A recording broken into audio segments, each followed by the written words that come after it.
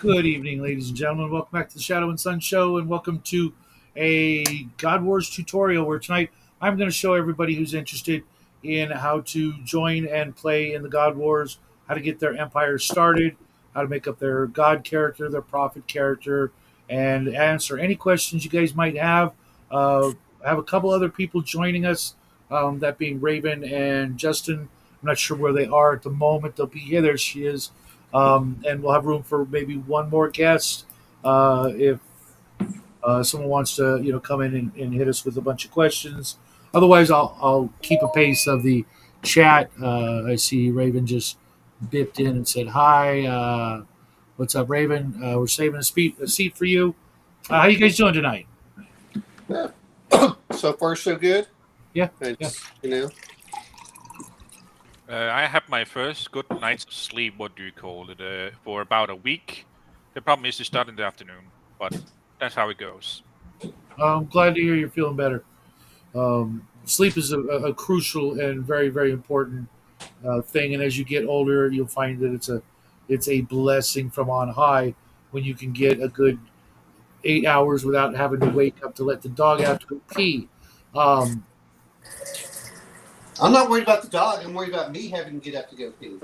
yeah, that'll happen. Trust me. When you get older, that'll be a thing, and it'll usually be at like 3 a.m. Of course, Just saying. just enough that you can't go back to sleep. Yeah, it won't be like 6:45, and you gotta wake up in 15 minutes anyways. Yeah, it'll suck. Yeah, the witching hour is very evil. Yes, it is. So, Dean, you read the God Wars rules? Not since you made the video 9 hours ago. Oh, okay. Because I haven't read didn't your realize it updated until like version. an hour ago, and then I saw, the newest video in your channel is for this one. Okay. I mean, you said that you got up to 100 pages. I was up to the one that was only up to 35 pages. So. Okay, yeah. And there's a lot of artwork thanks to George, who I hope will show up because it wouldn't look and feel the way it does without his uh, art that he made through Midjourney, and it's gorgeous. I think any arguments I've heard for AI sucking uh, no longer apply, in my opinion. I know that there can be mistakes and issues, but if you play with it like George did, you get images like that. And for those of you who will be playing, you will be getting a print copy, one way or another. And then hopefully George and I are going to actually make a book that will sort of. Hey, wait a minute. Where did you post the new stuff? Because I'm on the official rules, and I had done my comments and everything else. What was it, about 2 weeks ago? So you haven't posted the new rules yet. Oh yeah, I'll have to send you a new link, I guess. Maybe. Well, I thought that you were putting it in your server and the official rules. It says official rules channel. There's a link. There's a link to the Google Docs there. Oh, okay. So you updated that one. All right. I thought that you were posting, hey, it's been updated. Okay, that sounds good. And there's also a link to the file of all the artwork that George has made, and we're going to make like a coffee table book that will chronicle the war as time goes by, and eventually that will hopefully be available through Amazon as well, so that we can have a nice big. I don't know if you guys are familiar with the old Terran Trade Federation books. I've loved those ever since I was a little kid. They're these big coffee table books with mostly just glorious artwork and a little tiny paragraph or two on the side margin of what's happening in the image. And he and I are gonna put something together like that, so that you could just just sit there and ooh and ah over the artwork, because it's gorgeous. It just absolutely. He's done a pretty good job. I'll admit that. I'm looking at it now. He's done all the thumbnails recently for us for the Traveler game, and I've made some AI art for my D&D game, and I'm looking for a different style that he's been putting forth, and I'm real tempted to get Midjourney as well, but that'll have to wait till later in the year. I just don't have the time to start fiddling with that. And since he's having such a good time doing it, I guess he and his wife have been using it for a while prior to this project. So Justin was kind enough to make a quick start for dummies guide for creating your God War character and everything else. The things you need to do in order. If you guys have an index card, feel free to play along. I wrote one up for myself so I could just make an empire while we sit here. And the first thing you want to do is you're going to make your god. That's the character that you're playing. You're like the big controller of your empire from on high. And to make your god, you're going to need to choose four things. And I don't know if he wrote the most important, which is come up with a name. You can always come up with the name later, but have an idea of what you want. So the first thing you're going to do is pick what race your god technically is and is the god of, like elves or dwarves or humans or the cat people, the ratkin, reptilians, insectoids, hobgoblins. There's a big list of the 14 races that exist on this planet. Planet's called Myar, Myar, and each race will give you a bonus of like +1 or +2 on something. Those somethings are your five stats, which are might, intellect, influence, mystical power, and defense. And I'll go into those in a minute. So if you've picked your race, uh, or you're not really sure yet, you can look at the chart. That'll give you the idea of the bonuses. Different races give you a different bonus on one of your five stats.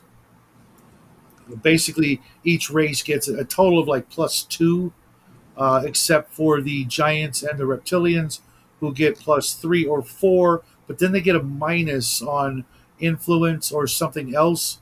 And yes, you can start with a negative number in influence or any other stat, and uh, it balances it out. So if you get like +2 on something, but you get a -2, well then you're well. It's not.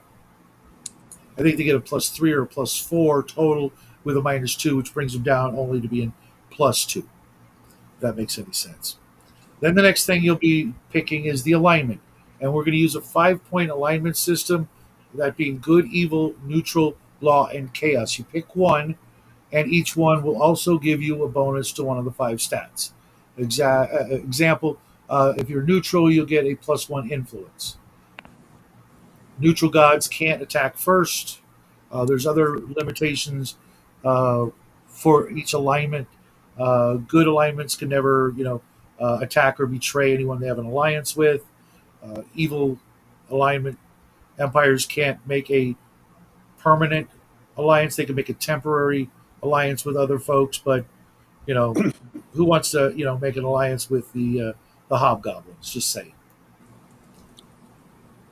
Then the third thing you'll pick is your primary sphere of influence, and I did swipe this directly from the Immortals rules for Beckme, I think it was, Yeah. which they have four spheres, that being energy, entropy, matter, and thought.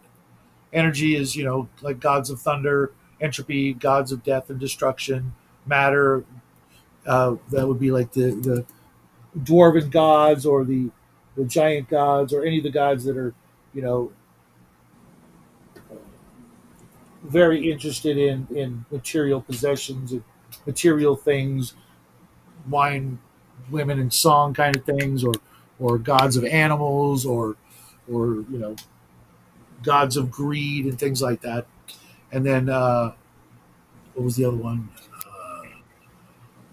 Thought is the gods of wisdom or secrets, and you kind of get the idea, I hope. Then you'll Yeah. pick a secondary sphere of influence, which there is no chart and there is no set in stone rules. That's between the host, another word for the GM, and the player in question. For example, if you wanted to be a god of war or justice, then you'd probably get a +1 to might. If you wanted to be a god of thievery, maybe it would be a +1 influence or defense, something like that.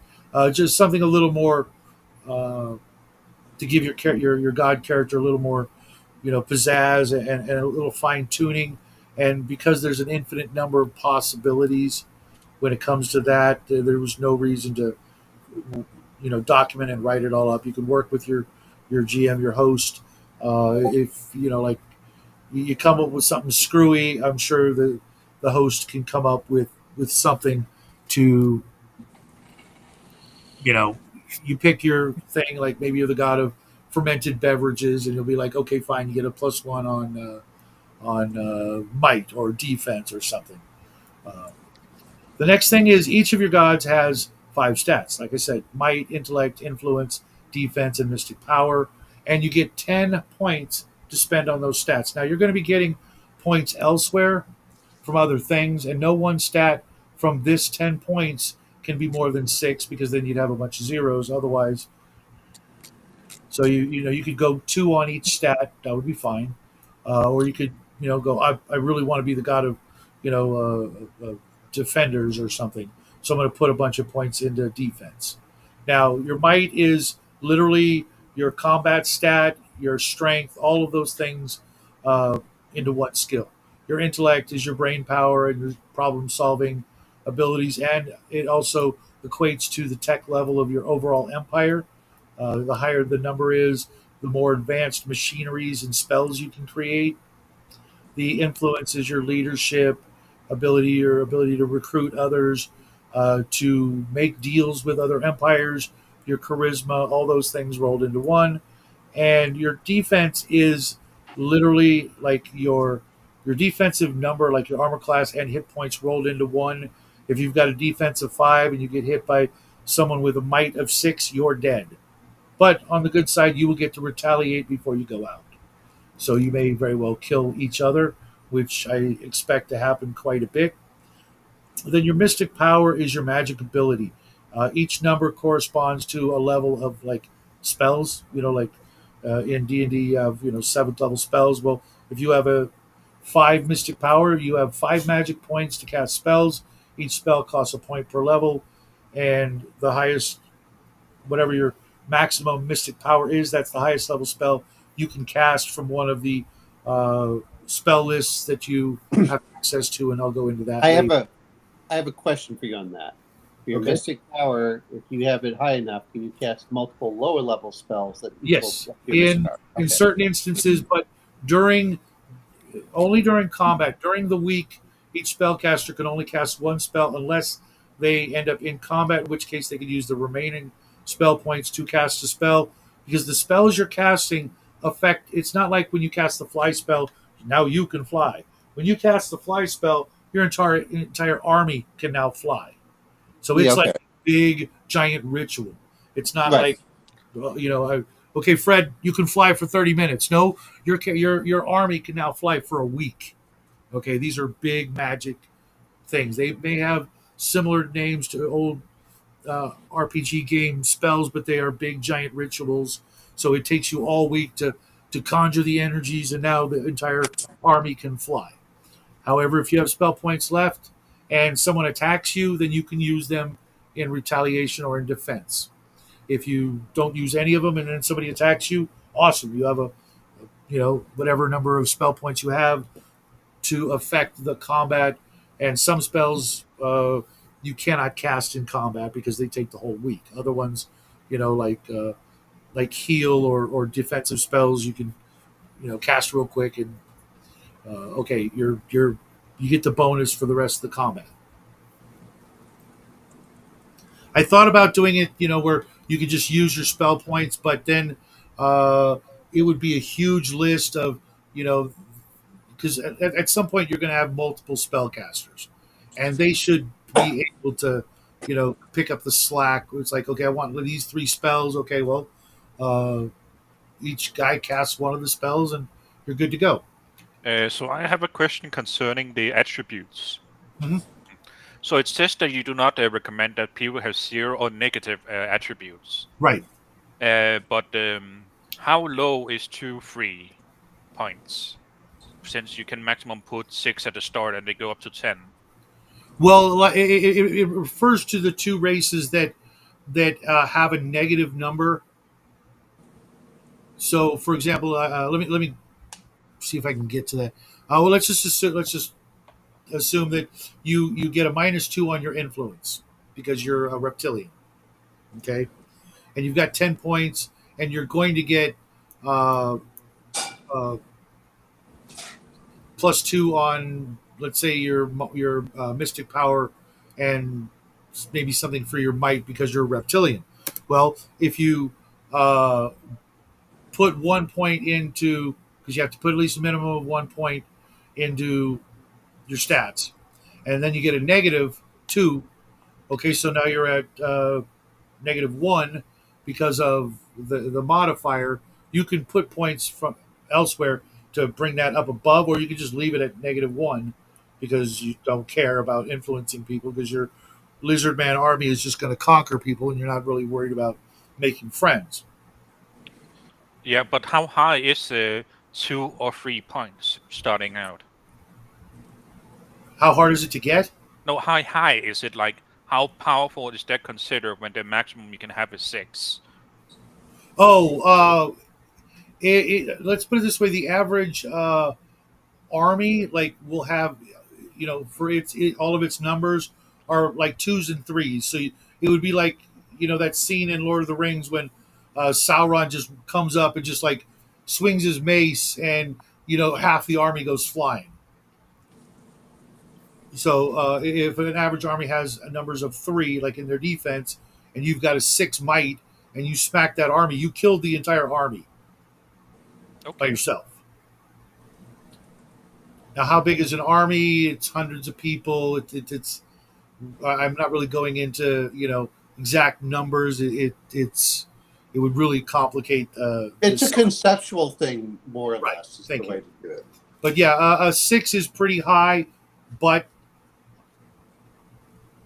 I don't see an upward limit to the numbers later on. Like 6 months from now, there could be people with 20s and 30s in their numbers.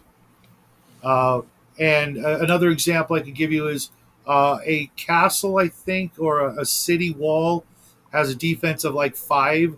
So your god with a 6 might would just walk through the walls and crush the entire city by himself. Okay. And the numbers will change because your city walls, your castle walls, and your character numbers are all going to have the opportunity to go up, so that you like reinforce the walls and start making maybe the walls with spikes sticking out of them and things like that. Because a building like a castle or a fortification also gives you an offensive bonus, so that if someone attacks you, you're using the fortifications built-in defenses to actually cause harm as well as defend yourself. Okay.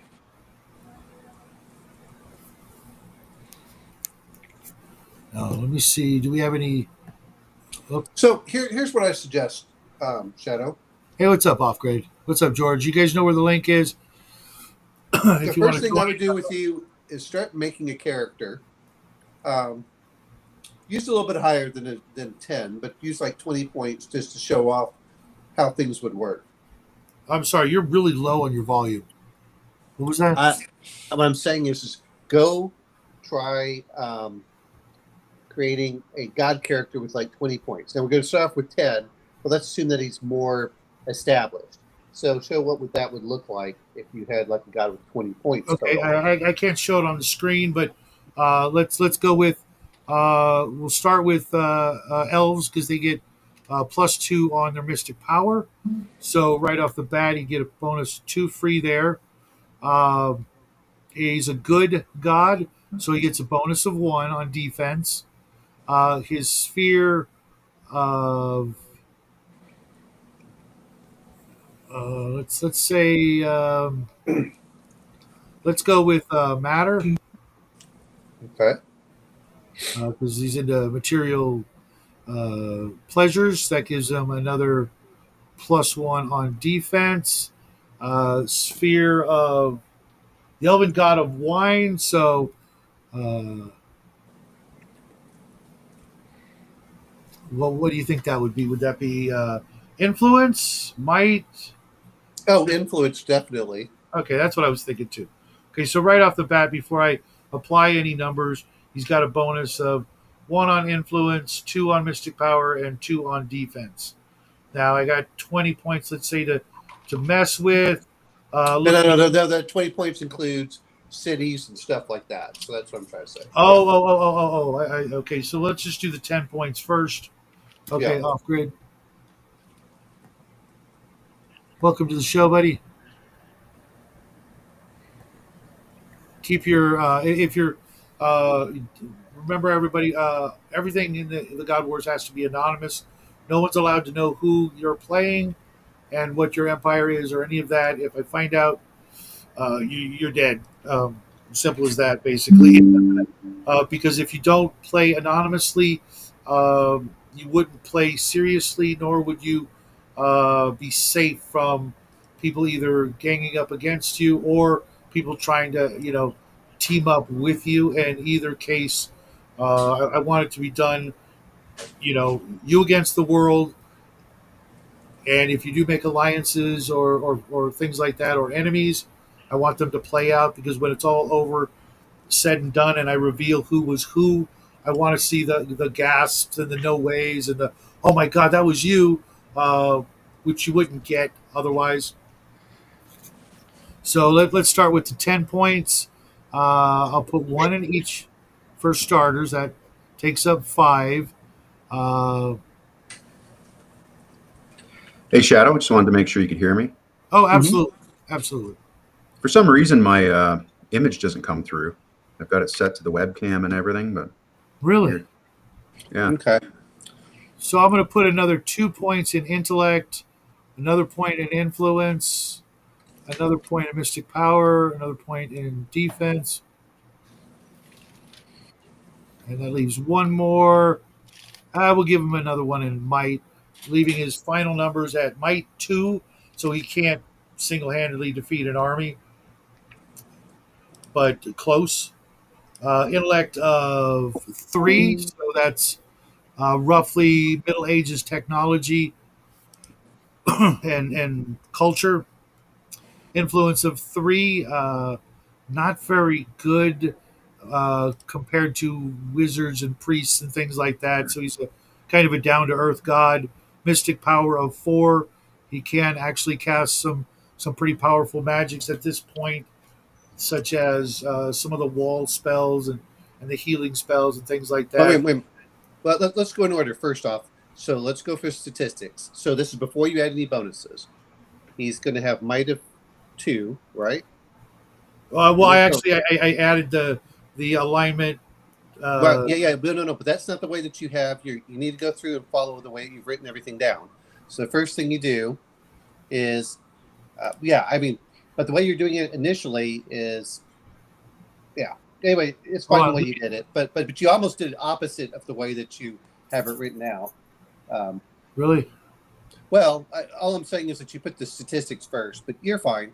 It's just so you get 10 points to put in might, intellect, influence, defense, and mystic power, of which without any bonuses, it would be a might of 1, which would be like human strength almost. Intellect of 2, influence of 2, mystic power of 2, and defense of 3. Okay, so you have a higher defense than you do. Mm-hmm. Now, does that seem right for a god of wine to have a higher defense rather than influence? I'm just asking. I would look at it like that sort of drunken euphoria where things don't hurt. Okay. Alternatively, the right. I'm going to name him Lush, the god of winos. Well, there you go. All right. The elven god of winos. He's that elven guy. He's almost passed out at the street corner, but you never know. He might be a god. So now we add 2 for his elves, which they get +2 to mystic power. And alignment would give him +1 on defense, making him still sturdier, because he's a sphere of matter. Wine being a physical, being matter itself, give him +1 on defense as well, boosting his defense to 4. Actually, that actually would make his defense a 5. Okay. And because he's the god of wine and winos, he's getting a +1 influence, making it 3, which is on par with a wizard or priest starting out numbers to influence the masses.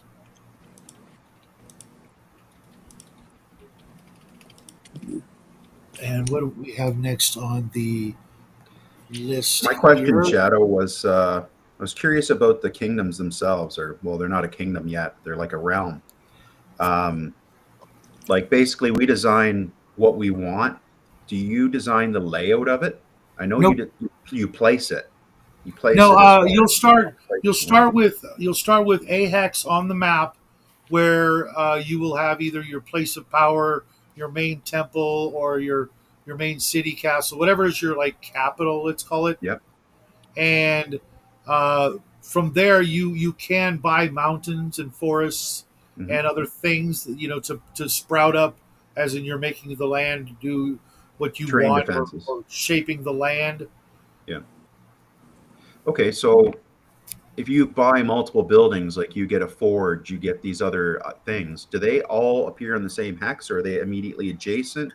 Do you have an area to spread them Some around? yes, some no. You can put a city and a castle on the same hex, but you You can put can't your or you can forges, your spread temples, them? and your wizard towers and schools in the city because they're smaller structures. A castle is meant to be, a big imposing thing, so they will take up 2 separate hexes. Other Okay. than that, everything will stack. But you could put a keep in a city, for instance, if there's a keep. Right. No, it's just too big, and that doesn't leave you room to grow. And trust me, your all your buildings can get bigger, and you kind of want them to, Yeah. because they give better bonuses as they get bigger. Especially the Grand Temple will give you a bonus to your god Hmm. character stats, Hmm. and things like that.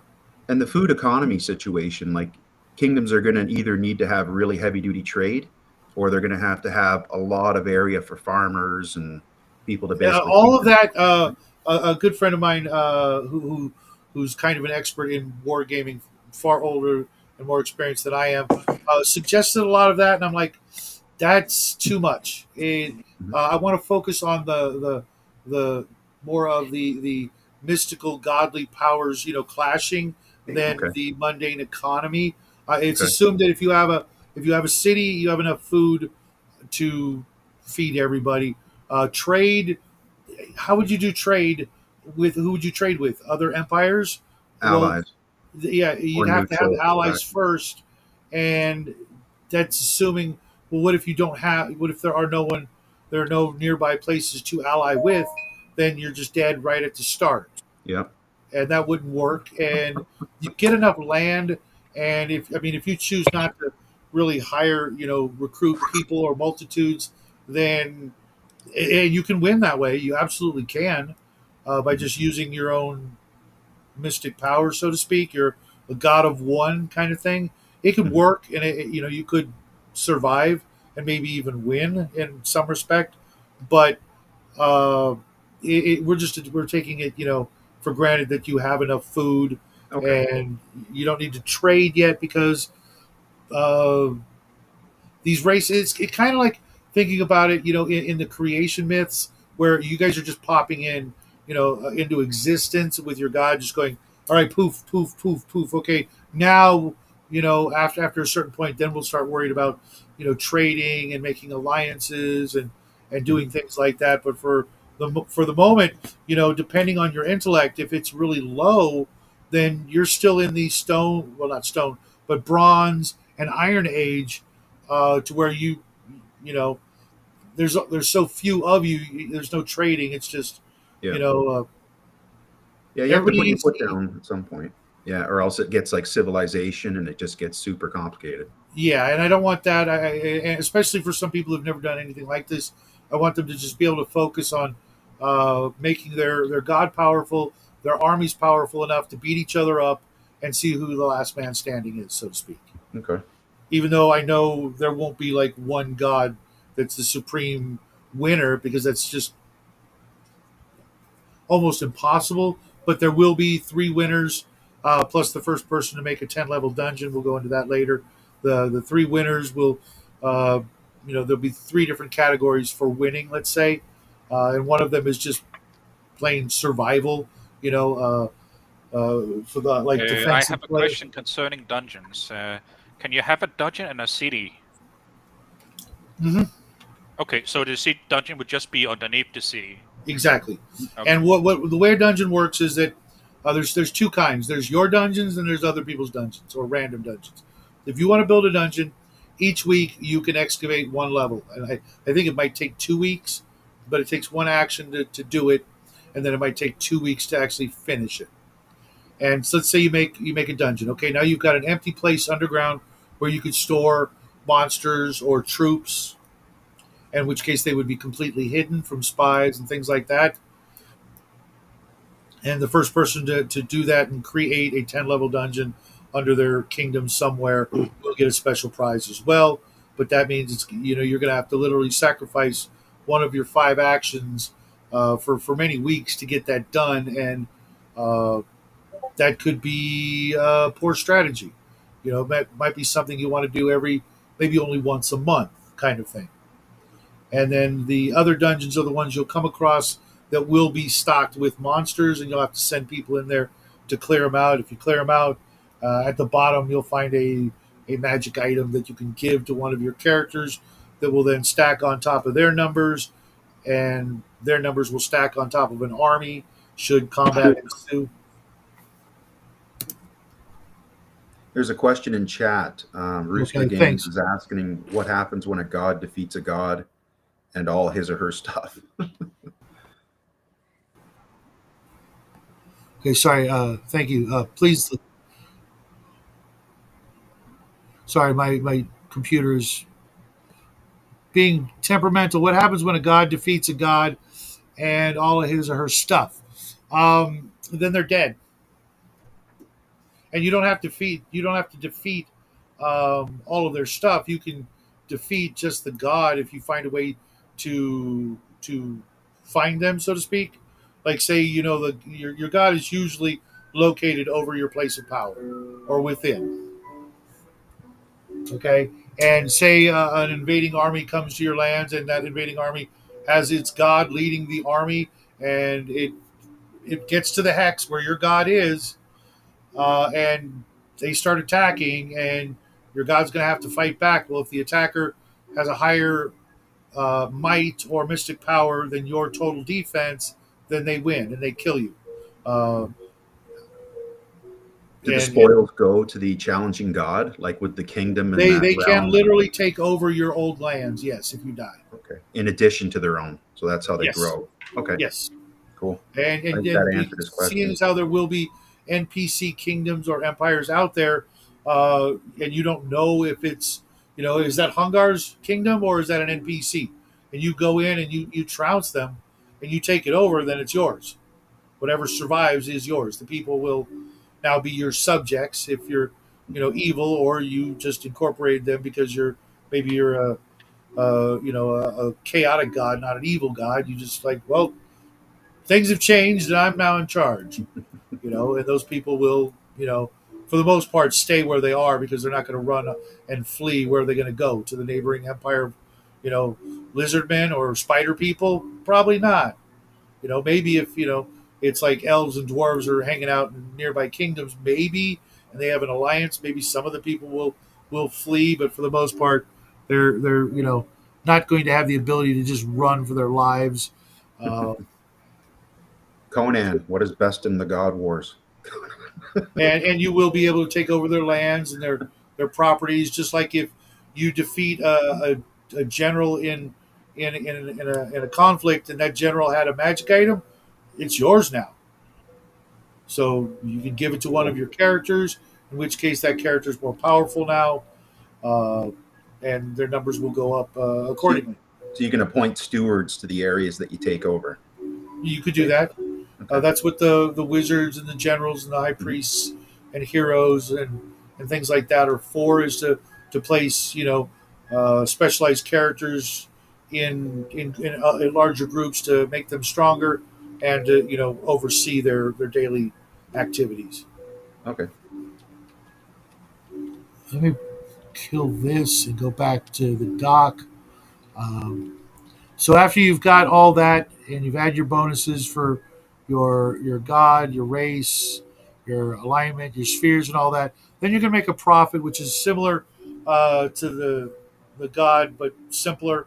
Obviously, you have to name all these characters, and please give them cool names. I'd rather not see a lot of humorous, uh, ridiculous names. I hate humorous names. Like Lush, the god of winos. He won't be making an appearance. Now your prophet has all the same stats, not numbers, but the same, might, intellect, etc. And they all start at 2. They will get their race bonus and their alignment bonus, but not the sphere bonuses or things like that. And your prophet is your main, mouthpiece on the planet. If you lose your prophet, you lose a lot of things temporarily until you raise up a new prophet. Mhm. And at no point in your sorry. Sorry, if you don't mind me asking another question. How do you want us to submit our realm layouts on hex paper, like pictures of on hex paper, or is there a resource where you could point us to where we could do it Yeah, I'm going to digitally show you. I'm and going to submit a file to you? I'm going to upload the map, and then I'll give each person like a close up image of where their main starting point is, and then you can look at the larger image and go, oh, okay, so the elves are over there, the spider people are over there, and go Awesome. from there. Okay, cool. And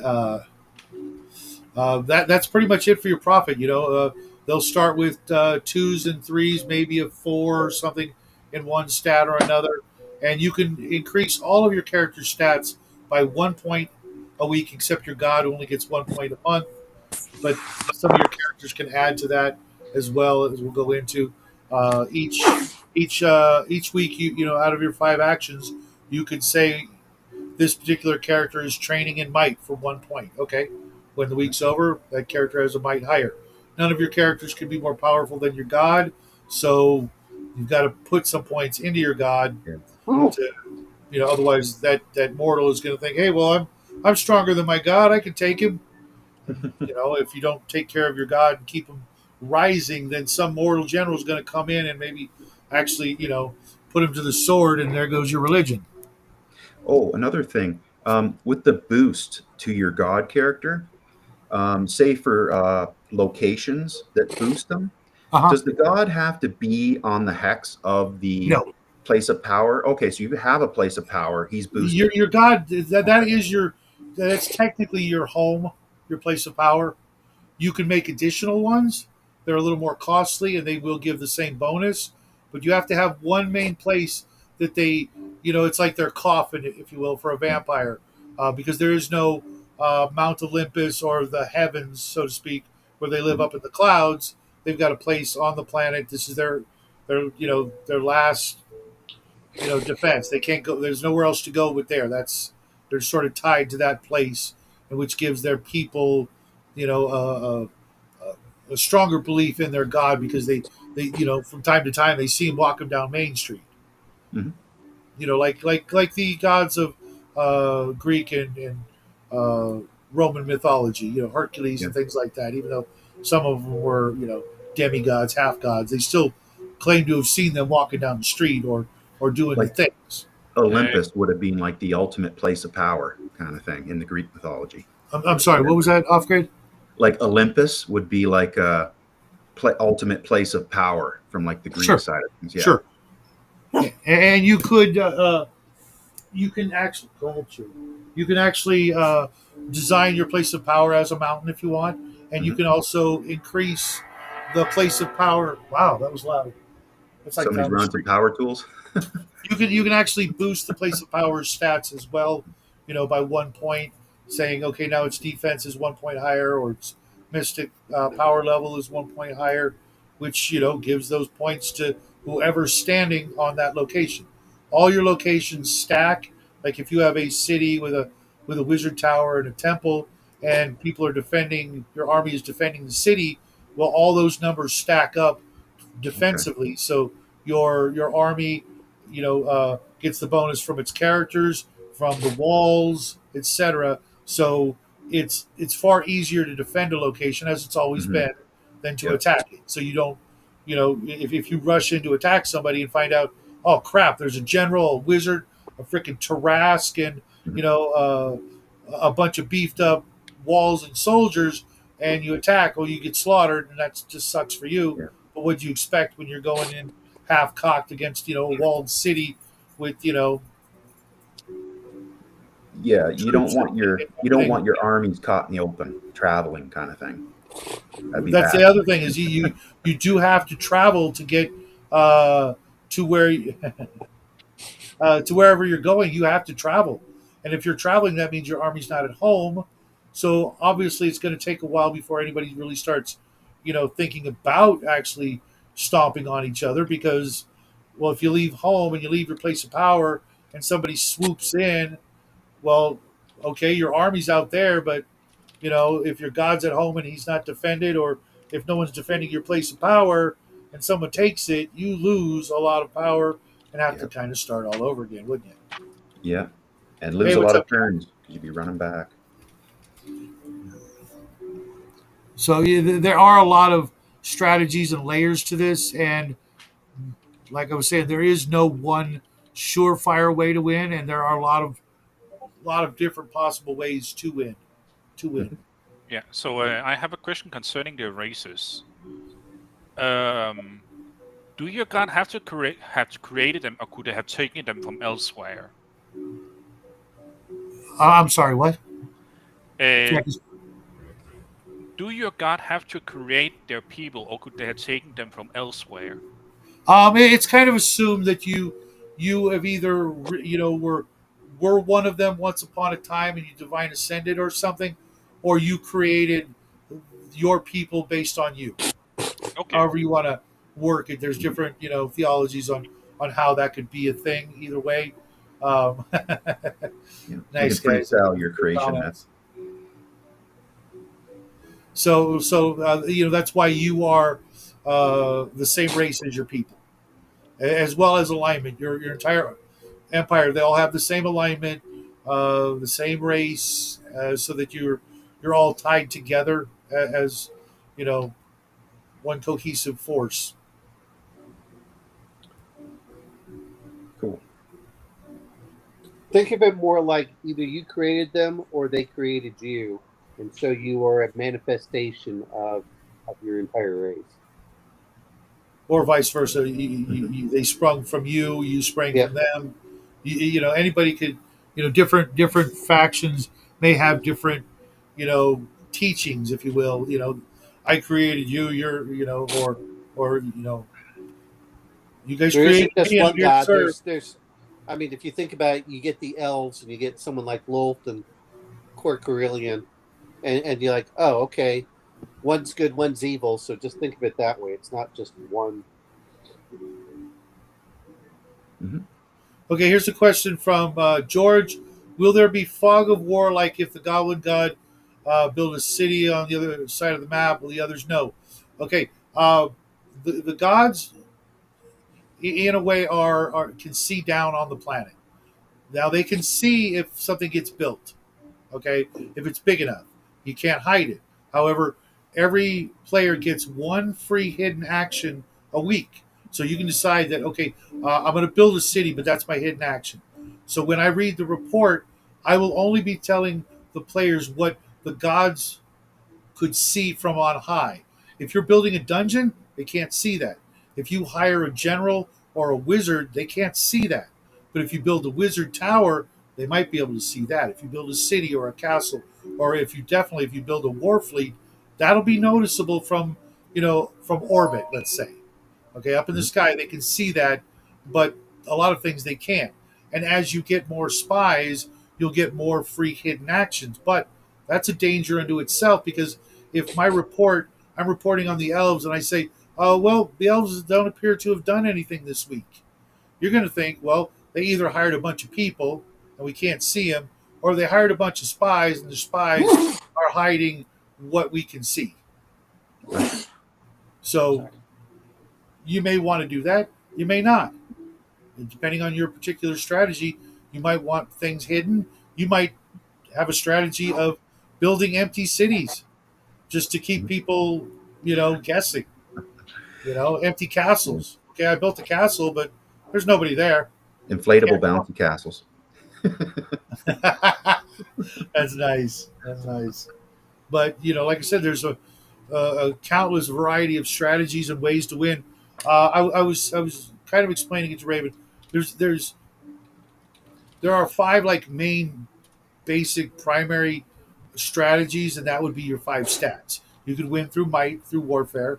You could win through intellect by maybe creating, B-52 bombers later on in the game, or you could win through influence by getting all the NPC empires, etc., to ally with you, and now nobody can attack you because you're allied with 17 different nations. Well, that would be dumb because now they're all going to just converge on you. You could win through mystic power by creating a god with so many wizards and mystic power levels that they can just go into combat and cast 57 different spells and just knock you out. Yeah. Or you could win by defense by just building up your defenses and hoping people leave you alone. But if they don't, they're going to die on your spiky walls and your catapults and your ballistas because you've just built a impenetrable wall of death and destruction. Which every one of those strategies could win. There's other things that branch off from that, but it all depends on what you want to do, right?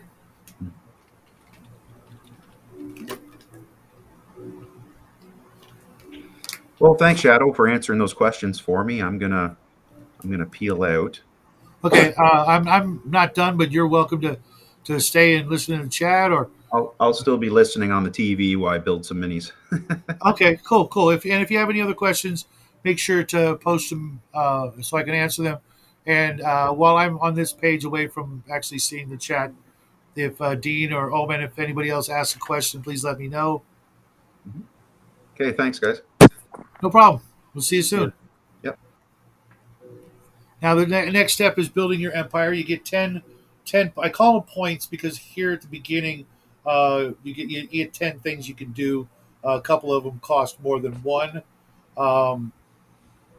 Later on, they'll just be actions. So you've got 10 points to build with.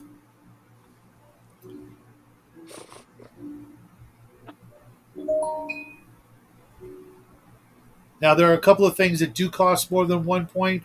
Monster minions, war fleets, places of power, and small dungeons, or your first level of a dungeon. For 3 points, you can, instead of buying an army, you can buy an air force. For 4 points, later on in the game, it will cost you 4 actions to create an additional place of power. Spend smartly, you've got 10 points, but on average, each point you could get a city, a small keep, a small forge, small temple, a minion, things like that. Now, all your minions are pre-heroes that can either become heroes. Once they become a hero, they can either move on to becoming a general, a priest, or a wizard, or an assassin, or a spy. Some of those things like the... sorry, what was that? Okay, I'll resend you the link, Raven. Yep. Okay, I think I'm gonna head out and listen a little later. Okay, Dean, no worries. Yeah, thank you for having me. Yeah, I'm going to head out myself. I need to. Okay, hold on. Sure. Let me give Raven the link so she can pop in and say hi to you guys as you leave.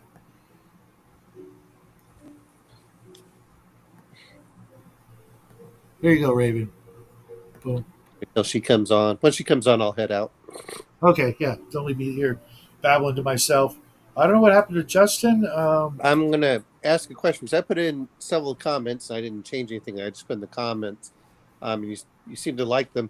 I'm not sure if those are part of the official rules or not for my comments. So I was just Yeah, double I checking. actually incorporated a lot of them. If I missed some, it's just because I missed them. Well, I'm looking at it and I put my comment, but I don't see it in the official rules. It's just in the comment on the side. So that's why I was trying to. I meant to do more time of, and of course, this is something like you have to do iterations of this, but Uh-huh. at some point, if I had focused more on is, I would have liked to say, okay, to increase might of your god, you have to build these things, and to increase intellect of your god, you have to build these things. Uh-huh.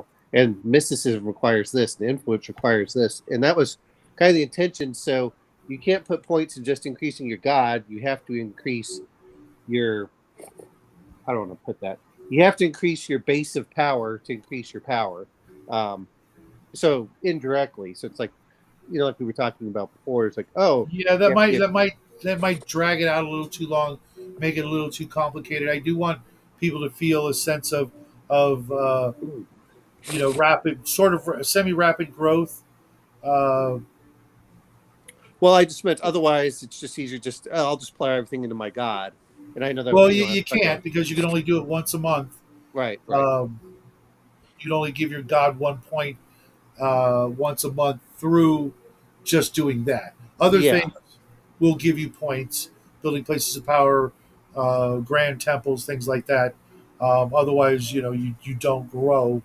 Uh, yeah, and if you all you did was put points into your god, no one would be able to catch up because without doing the same thing, and then there would be no reason for castles and armies because the gods would just duke it out, mano a mano, so to speak. that's right. You'd be like the classic, pre battles of the gods versus the titans, or the Yep, yep. or the stuff And from I want Indian everything to be mythology. part of the whole process.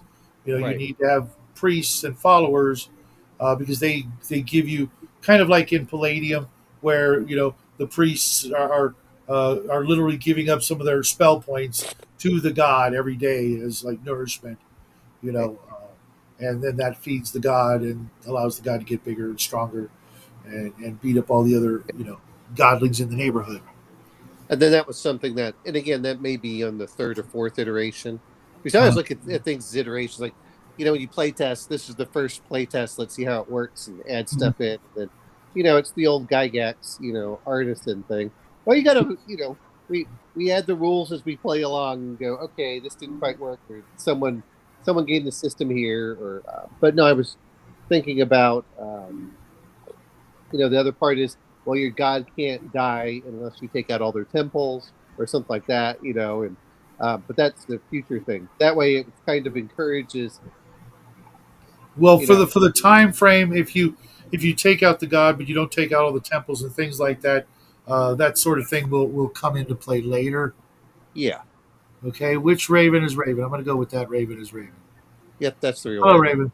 Hi.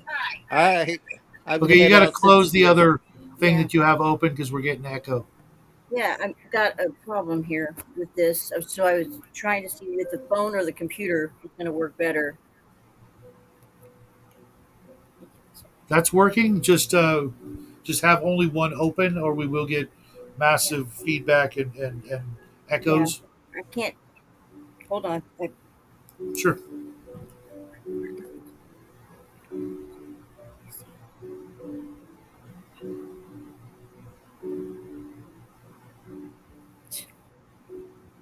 can't get it Oh, open. I get it, Cal. I'm laughing along with Flying Monkey is more my style.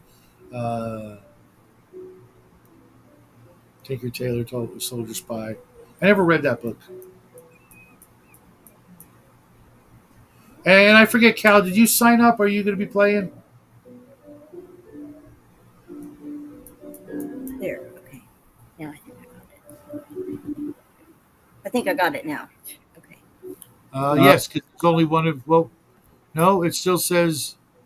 One of your devices is trying to get in.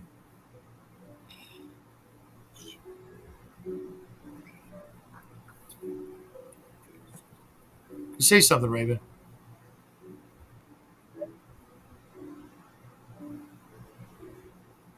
Raven, say something so I Yeah. can see if there's an echo. Is there an echo? It doesn't appear to be one, so don't worry about it. Still hear it in the phone, and I can't find it.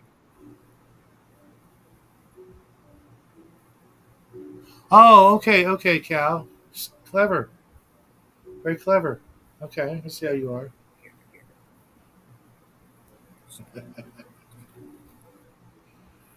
Hello? Hello? How you doing? I can still hear it in here. You hear a piano, that is my son practicing. Yeah. It was funny, the other night he actually played us out when we were ending the show. It was like, oh, time to leave. It was pretty funny. I'll just shove this under the chair or something so I don't get distracted by it. Bury it under something. Yeah, you don't need any distractions. There. How you doing, Raven? Gosh. Doing okay. Doing okay. Cool. Practicing. So were you following along from the beginning?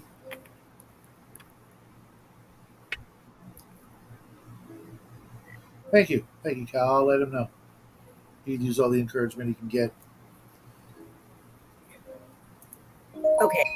There, because I'm hearing an echo. Okay, now I think I got it. Okay. Yeah. It still shows that there's someone in the back in the studio or in the green room, but I was trying to, because it was like showing just black on the screen here, even though I had my camera on. So I thought, okay, so I was hurrying and getting on the phone, and now I can't get back to that thing to cancel it. It won't. don't worry. If I don't let you in, it won't do anything. Okay. Okay. And Cal said, George says his girls play the violin and the harp. That's the violin. I could see the harp. That's like, where do you store it? You got a special room for that? He's probably got a whole room full of musical instruments. The harp. Oh, that's amazing. That's cool. That's really cool.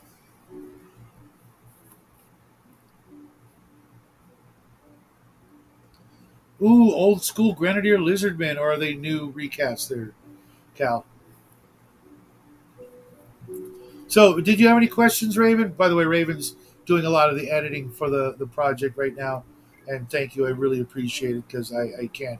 Oh, you're welcome. You're welcome. I can't edit my own work because I'll just say it's perfect and screw you if you can't read it.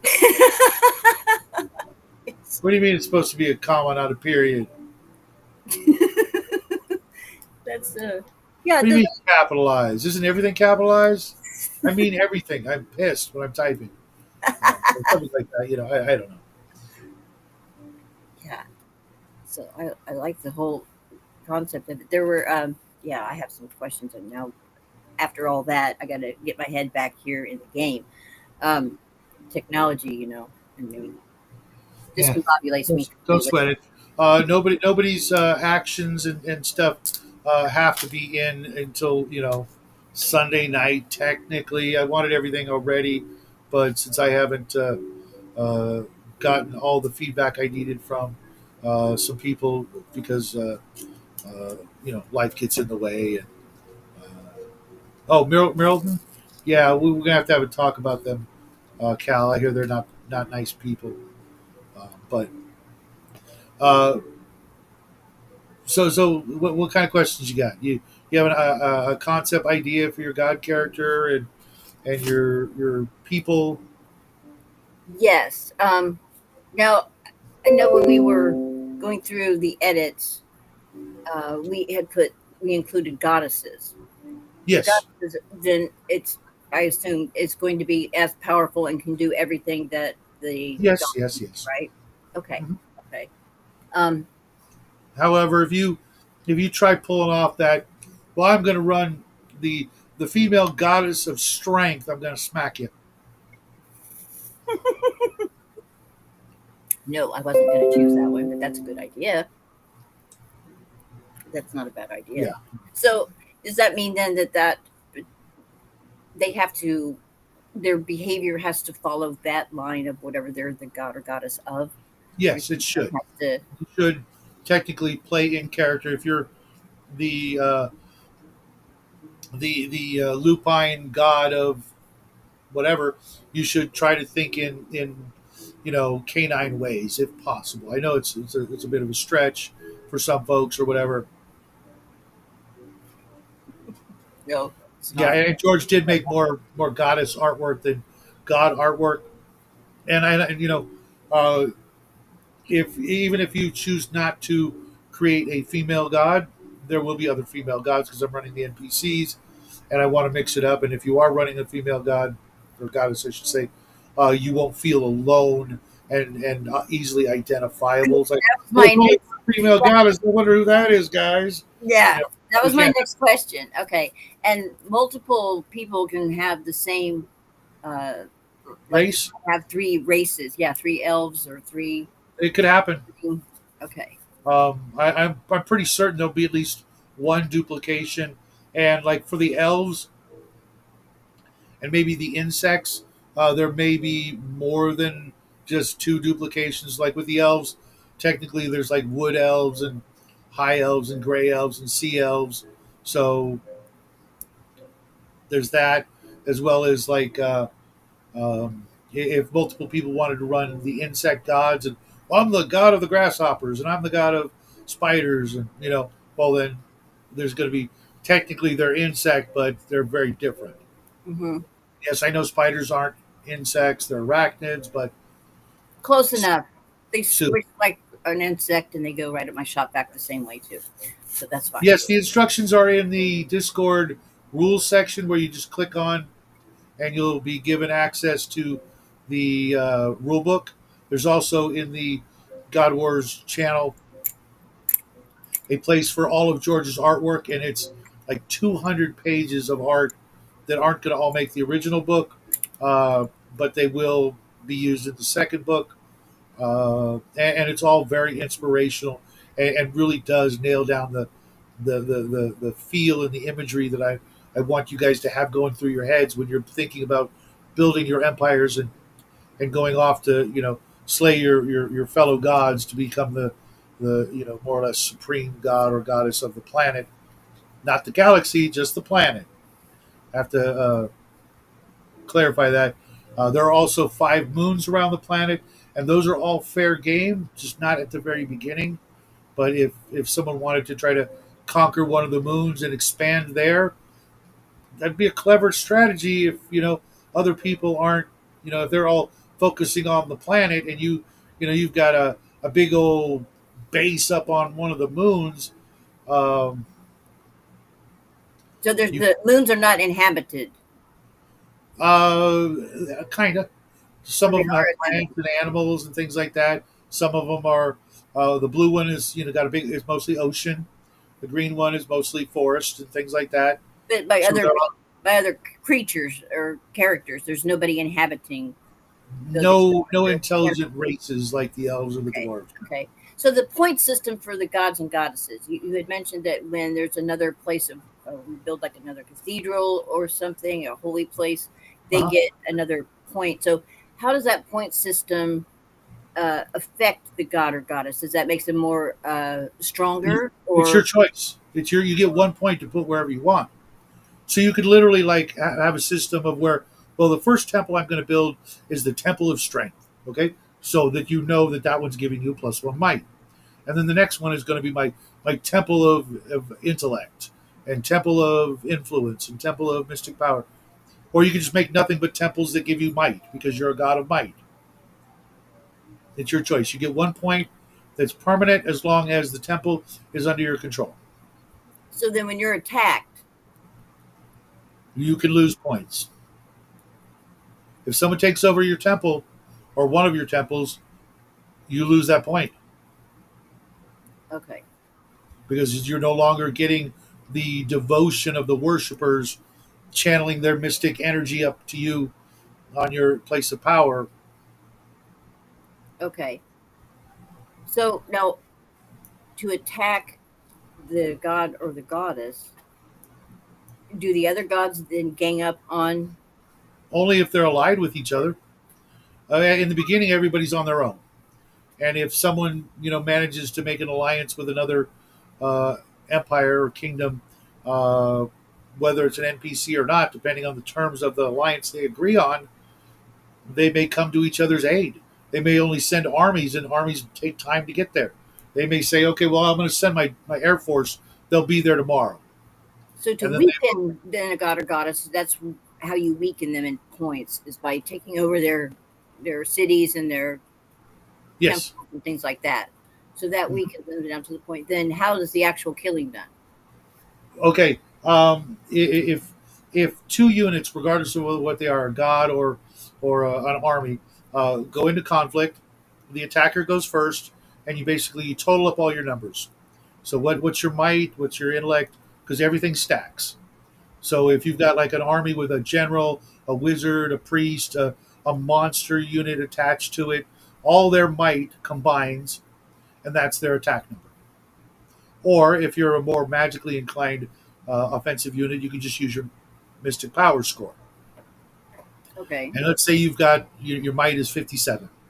You're attacking this piece of land and everything in it is the way it works. And that piece of land has a city or a castle, and inside that castle is an army. Inside the army is another general, a wizard, a priest, and you add up all their defensive numbers. Well, if that offensive number doesn't beat the defensive number, then they live. Every one of them lives. But if you beat that number, they almost all die. And then how many points is taken from the god or goddess? Depends on what they lose. Okay. If they lose a high priest and a temple, that's 2 points right there. Okay. If the god or goddess is in that stack on that piece of land, they get to fight too. So in which case that number for the defender goes up drastically higher, and the only way that would be defeatable is by a very big, well, boosted army with maybe even the god walking amongst the army. In which case, it could be literally, a battle to the death, two gods and their armies fighting, and if one dies, that player's out. So if the goddess is in the temple, in residence, say she's got 3 temples, but the one they attack is the one that she's currently in. Yeah. Okay. And they've got a higher score, so they wipe out the army and the general and the high priest. What's the other one? Yeah. Is that 3? So but can she then attack and well, stop? no, the whole here's the way it works. You got 2 forces, right? Attacker and defender. They're actually fighting simultaneously. The attacker goes first, but if the attacker kills the defender still gets to attack back. Okay.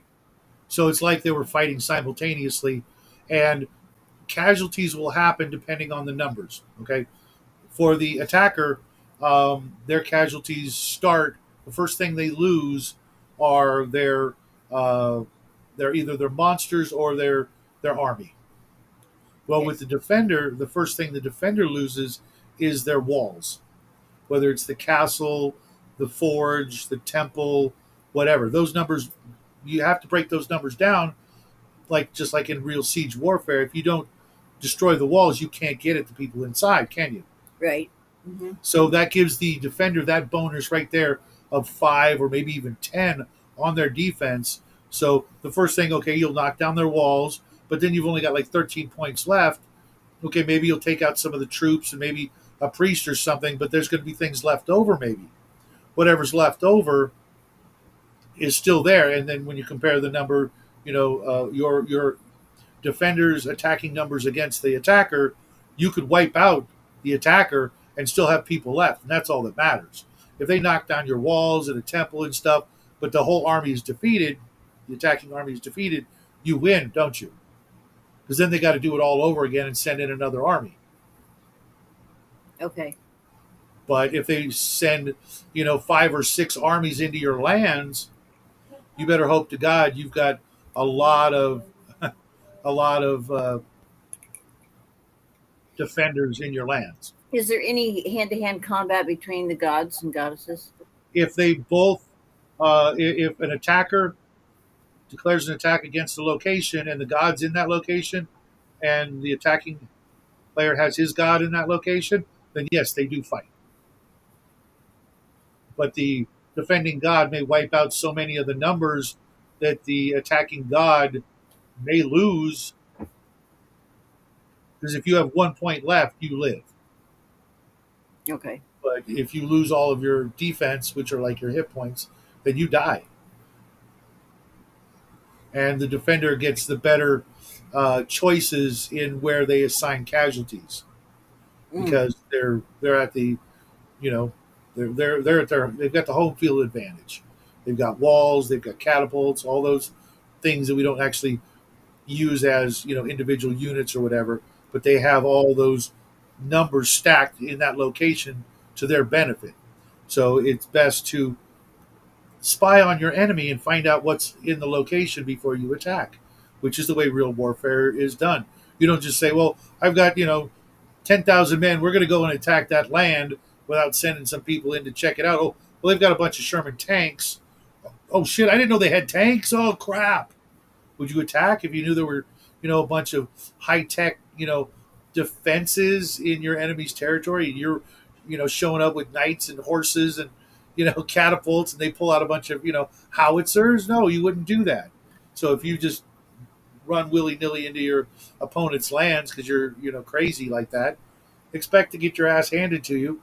And then what will happen is the attacker, if they haven't defended their own homeland well enough and start sending out troops to attack people, well, someone's going to watch their enemy fighting their other enemy, and then while they're doing that, then he sneaks up and attacks the undefended initial attacker's lands, and it's like, oh crap, not only did I fail the attack against the enemy, but then someone snuck in and laid waste to my kingdom.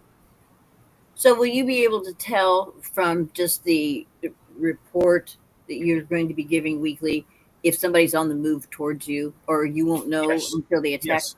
As soon as like an army starts moving through the countryside, the god like satellites and spy, the gods are assumed to be while they're maybe on the land, they're assumed to be able to look down on the planet, and if they see an army start marching, through the woods and the plains and the fields and the mountains, they'll see that they don't have the cover of buildings and cities and stuff to sort of hide in and camouflage themselves. Right, and then they'll rely on their spies to tell them if it's if you're the target. If you're the target. However, each player gets one free secret move. One of their moves could be completely secret each week. Now, if a player decides that, well, my secret action is going to be moving my army, then nobody sees it. Unless they're spying on that exact location at some point through divination, scrying, or spies, then they don't see it. How do you determine how long it's going to take, or how many weeks it's going to take for that army to get to its? Because the map is divided up in hexagons, and each unit, like troops, get to move so many hexes a week. Let's say it's 3. Okay, and you live 8 hexes away, and they're coming toward you. Well, they'll move 3 hexes, and unless they're hidden, someone will see them, and therefore it'll be in the report that an army marched out of so-and-so's kingdom and moved 3 hexes west toward the east. Okay. And then I may very well put a marker on the map that's like, yeah, there's this army just sitting out in the middle of the field here in between these 3 kingdoms. Okay. All right. And yes, alignment affects how you make alliances or whether people will make alliances with you. That's the other thing, is not everybody's going to know your alignment. They're going to be able to make assumptions. If you're elves, they're probably not going to think you're evil. If you're undead, they're probably not going to think you're good. Okay, and spies, one of the things spies will be doing is determining what other empires' alignments are, so they can determine whether or not they want to try to make an alliance with somebody. Last thing you want to do is make an alliance with someone and find out, oh shit, I just made an alliance with evil spider people. Yeah, so just because they chose undead doesn't mean that their alignment is evil. No, they could be good. It would be ridiculous, and I won't be allowing it. But they could be chaotic. They could be lawful. They could be neutral. They just can't be good. Okay. The same with the cats, of course, but everybody knows that. Okay. So Yes, you could do that too, George. That would be a clever strategy. One army is out in the open, and another army right next to them is secret. mhm. What about Absolutely. these other planets intrigue me. So how many moves or how long will it take to get your people up on a moon? Okay, there's 5 moons. The red moon is very much like Mars. The blue moon is mostly an ocean world with archipelagos of islands. The green moon is mostly forests and plains, and that's why it looks green. The yellow or gold and silver moons are mysterious. The gold moon is probably just a desert. The silver moon is probably like our moon and just gray, and they call it silver. And the only way to get there, other than advancing your tech level to where you can build rocket ships and send troops to the moon, are these things called moon gates. A long time ago, before the God Wars, there were other races that lived on the planet, and they created moon gates, which is like a stargate. And on activation, it will teleport. It will open a gateway to a specific moon, and whatever can move through that gate will then be deposited on the moon. Wow. Now, there's also a spell, a 10th level spell that many people have access to that will open up a mystical, magical, temporary gate that will do the same thing. And that's no moon. Nice.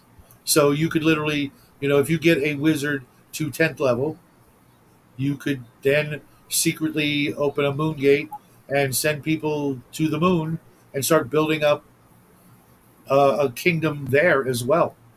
And if people aren't paying attention and you build up a secondary kingdom on the moon, you could then use that as um, a launching point for armies that don't have to be on the regular map. They're on the moon, waiting near a moon gate, and then the next turn they open the moon gate, and you get to choose through the spell where it will deposit you. So you Okay. could just say, okay, well, I'm opening a moon gate on your capital city, and all my troops are rushing in. Ah. Okay. Uh, George, there are moon gates hidden on the map that you may find when you see ancient ruins. Ancient ruins will either be just ancient ruins, they will be a dungeon, or they will be a moon gate that needs to be reactivated. And if you That find and claim that, wizard in order to activate the moon gate. you need a 10th level wizard. Okay. And that's not hard to do if you build lots of wizards and wizard schools and put points into your god's mystic power. But can your wizard create a moon gate within your territory? No, they can cast the spell, which means for that week there's an open gate, and then the next week they can do it again. Okay. So you don't need to have one permanently; you just cast the spell. But if you happen to find one nearby, like say you find an ancient ruins that has a moon gate and it's 5 hexes from your kingdom, well, you might want to start building around that moon gate and make it yours. Because then you just say open sesame and it opens, and your wizards could be doing other things. hmm So therefore you would not have to reach that technological level that you mentioned. To use rockets or whatever. No, you could. Okay. No worry, Justin. You know where the link is. You want to come in and talk. You missed Off Grid and Dean Powell and Omen with their questions and things like that. But I'm going to field questions until I can't no more. Well, we've already been doing this an hour and a half. Wow, time flies. Yes, Yeah. lizards can be wizards. As a matter of fact, the reptilians are some of the most powerful. The reptilians and the elves are the most innately magical beings because they get a +2 on mystic power. It may not seem like a lot, but it is a little. It's a bit of a. It's enough of a bump to give them a head start. But getting a wizard to 10th level is not going to be something you're going to do in 3 turns. Now, if your wizard is standing on a place of power, he gets +2 to their mystic level or their level. So if you have a wizard, an elven wizard on a place of power, he's already like a 7th level wizard. Then you, Okay. So there's different. So the wizards for each class are going to be at different levels. yes. Well, a wizard starts out with some base numbers, but your race can give you a +1 or 2. Okay. No more than 1 or 2 points advantage over another race. Yeah, and that could only be the difference of a week or two, before someone can catch up. And you Okay. can go beyond 10th level, and if people start getting to 20th level Mystic Power, I will add new spells to the game or allow you to make new spells. But I got to see that happen first because you could literally win. Take care, Cal. I will see you later in the week. And if you see Double D before I do, tell him thanks. I'm still reading the mag and I'm loving it.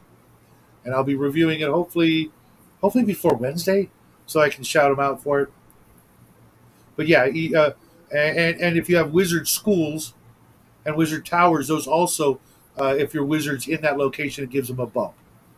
So if you put a wizard school near a place of power, you could have a 10th level wizard very quickly. You could have several wizards, and if you've got a Yes. wizard school, how long does it take to start producing other wizards? To make a wizard, you have to first get a minion, turn him into a hero. That's 2 weeks or 2 actions. Third action would be make him a wizard. Fourth action would be making him an arc wizard, which gives him an even bigger beginning mystic power level. You throw him in a tower, that gives him like +1 or 2. And if that tower is in the same hex as a place of power, suddenly you're looking at 3 or 4 on top of that. You could hit, a 12th level, mystic power level like that. In which case you could easily cast the Moongate spell and start sending troops or people or expeditions to the moon. And as soon as you have somebody there, you can then start building castles and cities and temples and places of power. And before you know it, you're the Queen of Mars. And, now you've got not only do you have a secret place of power or, secret, place, but you also get a little bit, oh, sorry, Justin. You'll also be able to get a little bit more intel because you're looking down on the planet from on high, always. Mm-hmm. If you choose to, station your god character on one of the moons, which would be a fantastic strategy. Welcome to the show, Justin. Long time no see. Yeah. No camera. Enjoy your nap. Oh yeah, it was good. I'm thoroughly jealous, but I had pastrami sandwiches for dinner, so Oh. yeah. And my son declared that they were better than the restaurant we get them from, and at a quarter of the price. So Yeah. That's pretty much what I had last night when the show nice. The game started. Great minds think alike, and all of that without the need of a deli slicer. But it's so fresh. I don't know how fresh this was, but for less than $15 a pound, I'm okay with that. Oh yeah, much less than $15 a pound for me. It's $16 for one sandwich at the restaurant we get them from, Yeah.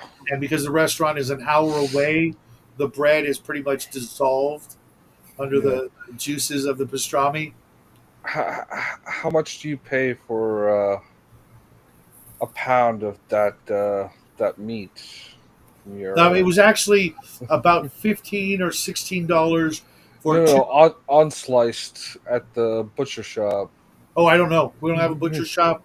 Or the Costco. Like I said, it comes probably in less than $5 a pound. It comes in two 14-ounce packages for about $16. Yeah. So it's a little over a pound and a half for $16. So, and from one package we made almost 3 sandwiches. Mm-hmm. No way. What's up, Tanner? I don't know if you guys have met Tanner. How you doing, buddy? Tanner's one of the YouTubers that we do the Dragon Magazine review on Thursday with Bubba. He's also looking forward to playing in this. Yeah, I recognize you, Raven, from the comments. You're always a joy to have. Thank you. Thank you. Just wanted to hop in and ask a few dumb questions that were probably answered much earlier, but I was Not a out and problem. about, so missed it. Um, you said that there much earlier than this video that there would be anonymous orders where we'd be giving you the information but not giving away who we are, so that Yeah, you can't. uh, If you give away who you are, or if somebody finds out who you are for some reason or another, you're out of the game. indeed. Oh yeah, that I understood. I'm just double checking. Which will there be a spot on the Discord to punch in orders? Will we just message them to Just your message regular? them directly to me Okay, through Discord. Just send me your orders, and 5 orders. The only thing that's complicated is if you move from one hex to another. I need to know your route. right. Other than that, it's and where you place things, and you'll be given a snapshot of your immediate area, so you can say this hex or that hex type of thing. I Course. do recommend that you open something like a Google Doc and write down, like, have a standard sheet that's action, the date, what you did that week. Yes. That way, in like 6 months, when you Yep. think Shadow has forgot that you did something like 3 months previously, Yeah.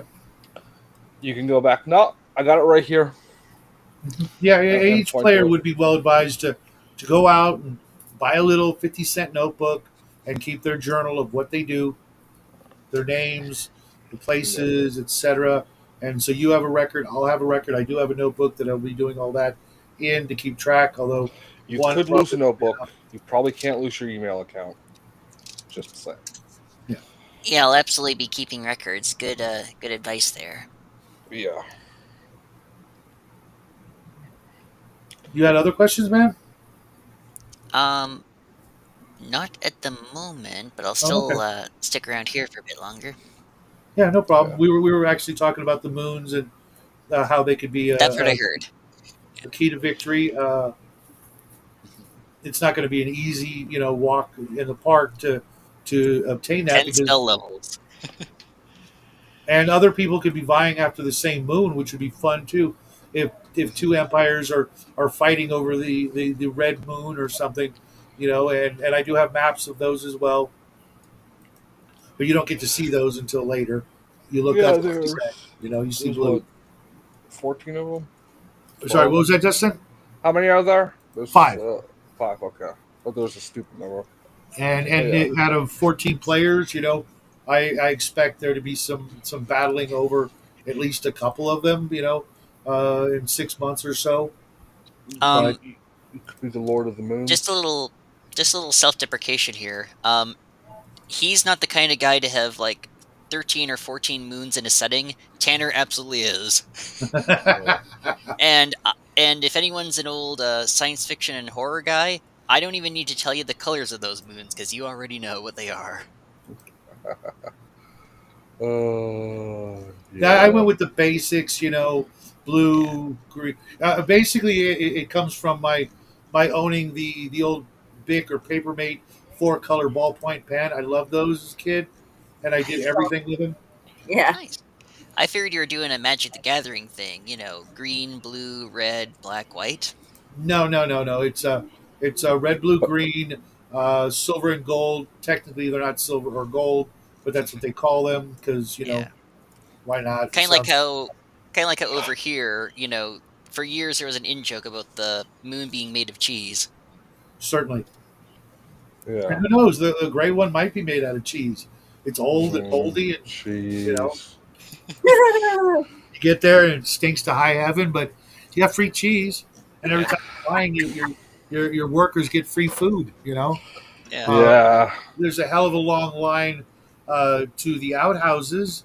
But Yeah, everyone all bunged up. This is Right. You don't have to use this obviously, since I'm just saying it off the cusp of my knee, and we want to keep this a secret here. You know that infamous cheese that is partially fermented by fly maggots? Yes. Maybe like that one Jules Verne story. There are big insects on the cheese moon that help churn it. Yeah, not gonna do that. It's really gross. Nah, Bit you're gonna much. be up there. You're gonna be up there for like 6-7 years eating cheese, and then Shadow's gonna be like, that's toe cheese, right?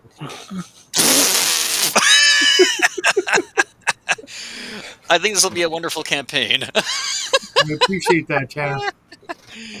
I'm looking forward to.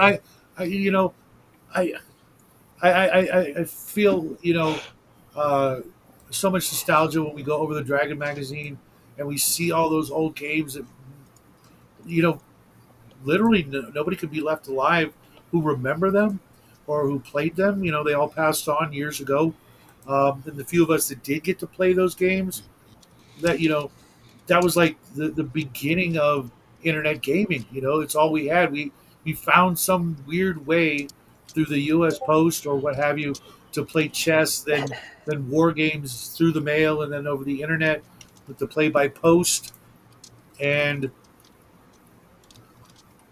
I could never get my parents to spring for a lot of things, and springing, a buck or two even back then, so that I could mail off money to a complete stranger, so I could, play a game with strangers was not going to fly. It was hard enough to get them to shell out money so that I could get the books that I got. I had to mow lawns and I literally did all things like that. Even my when I was a kid, I used to sell candy at school when I wasn't allowed to, especially gum. I would take my lunch money to the liquor store before school, buy a bunch of candy, sell it at school, nickel here, a dime there for a piece of gum, and then walk home with extra money after buying my lunch, and then do it again the next day and putting those nickels and quarters in my piggy bank until I had enough to buy the player's handbook or the DMG and my lawnmower money. Uh, Impressive. And you said that the candy was not allowed at your school. Does this mean that you were a legal drug dealer? it kind of Wait, does you said that the because gum gum. was a nickel. Well, the oil prices say it's a dime. Do you want it or not? That was the best seller because gum was a no no. You could have candy at school. If the teacher caught you eating it in class, she'd be like, "Put it away," or "Did you bring enough for the rest of the class?" or something like that. But gum, that was like heroin. Because gum lasts a long time. You know, and you'd have that sweet flavor in your mouth for however long. And Yeah. the bad boys and girls always were coming up to me, hey man, get some juicy fruit. You know, you know, The taste will move you, man. So that's what they called meth back then, huh, Shadow? and the best was, I don't know if you guys remember, but I remember the exact day Bubble Yum came out. Mm-hmm. It was I the think I've heard of best that. gum ever made, Yes. except Fruit Stripe, which, as we all know, was That a was my lying favorite. bitch. It would taste great for about a minute, Yep. and then you'd be like, oh. Yeah, Mhm. yeah. That was Fruit my stripe? favorite too. So, what was that one that came in the roll? For not fruit roll up. Like Hubba Freshen Up. There was that gum that had that like toothpaste or cinnamon or whatever flavored juice in the gum, so when Yeah. you spit down. Yeah, that was specifically so if you were about to go on a date, Yep. your Yeah, breath yeah. didn't It's kind of like taste chiclets. They came in the square thing, but it had like It was like mouthwash inside the gum. yeah, yeah. It was Yeah. like, oh, okay, and it's That gone. was the intended purpose, though. Yes. That lasted a long time. I think you can Yeah, I still haven't get seen it. it in decades, but when Bubble Yum came out, and I grabbed my first pack, going, oh, let me You try like it. Hubba Bubba? Hubba Bubba came Delicious. later and was not as good as Bubble Yum. Bubble Yum was like, Was the Bubba Gum. first. it was the And best. Yeah. Bubblicious was trying to knock them off. Yep, it didn't work because I think I've still seen Bubble Yum almost 50 years later, but I haven't seen Bubblicious in years. But the one that came in the roll like tape measure, Fruit by the Foot. fruit by the foot. It's funny you mentioned that. I thought that was the Fruit by the Foot was the fruit roll up that came by that It way. might have been just called bubble tape then, or something like that. But Yeah, I think so. I just bought two packages of that because the plastic container that they come in look like the power generators on Hoth. Oh wow. And so I bought them so that I could take them apart and get, each package would make two like circular discs that I could embed in some styrofoam and make power generators for crafting, miniature projects and things like that, war games. Nice. Now And that's the they look just like it. It's like, oh my god! And they've been making those for a long time. now that's the Yeah. 80s sci-fi minis gamer way of doing it. Yep. How can I make something that looks like a sci-fi gadget? I know, Fruit by the Foot.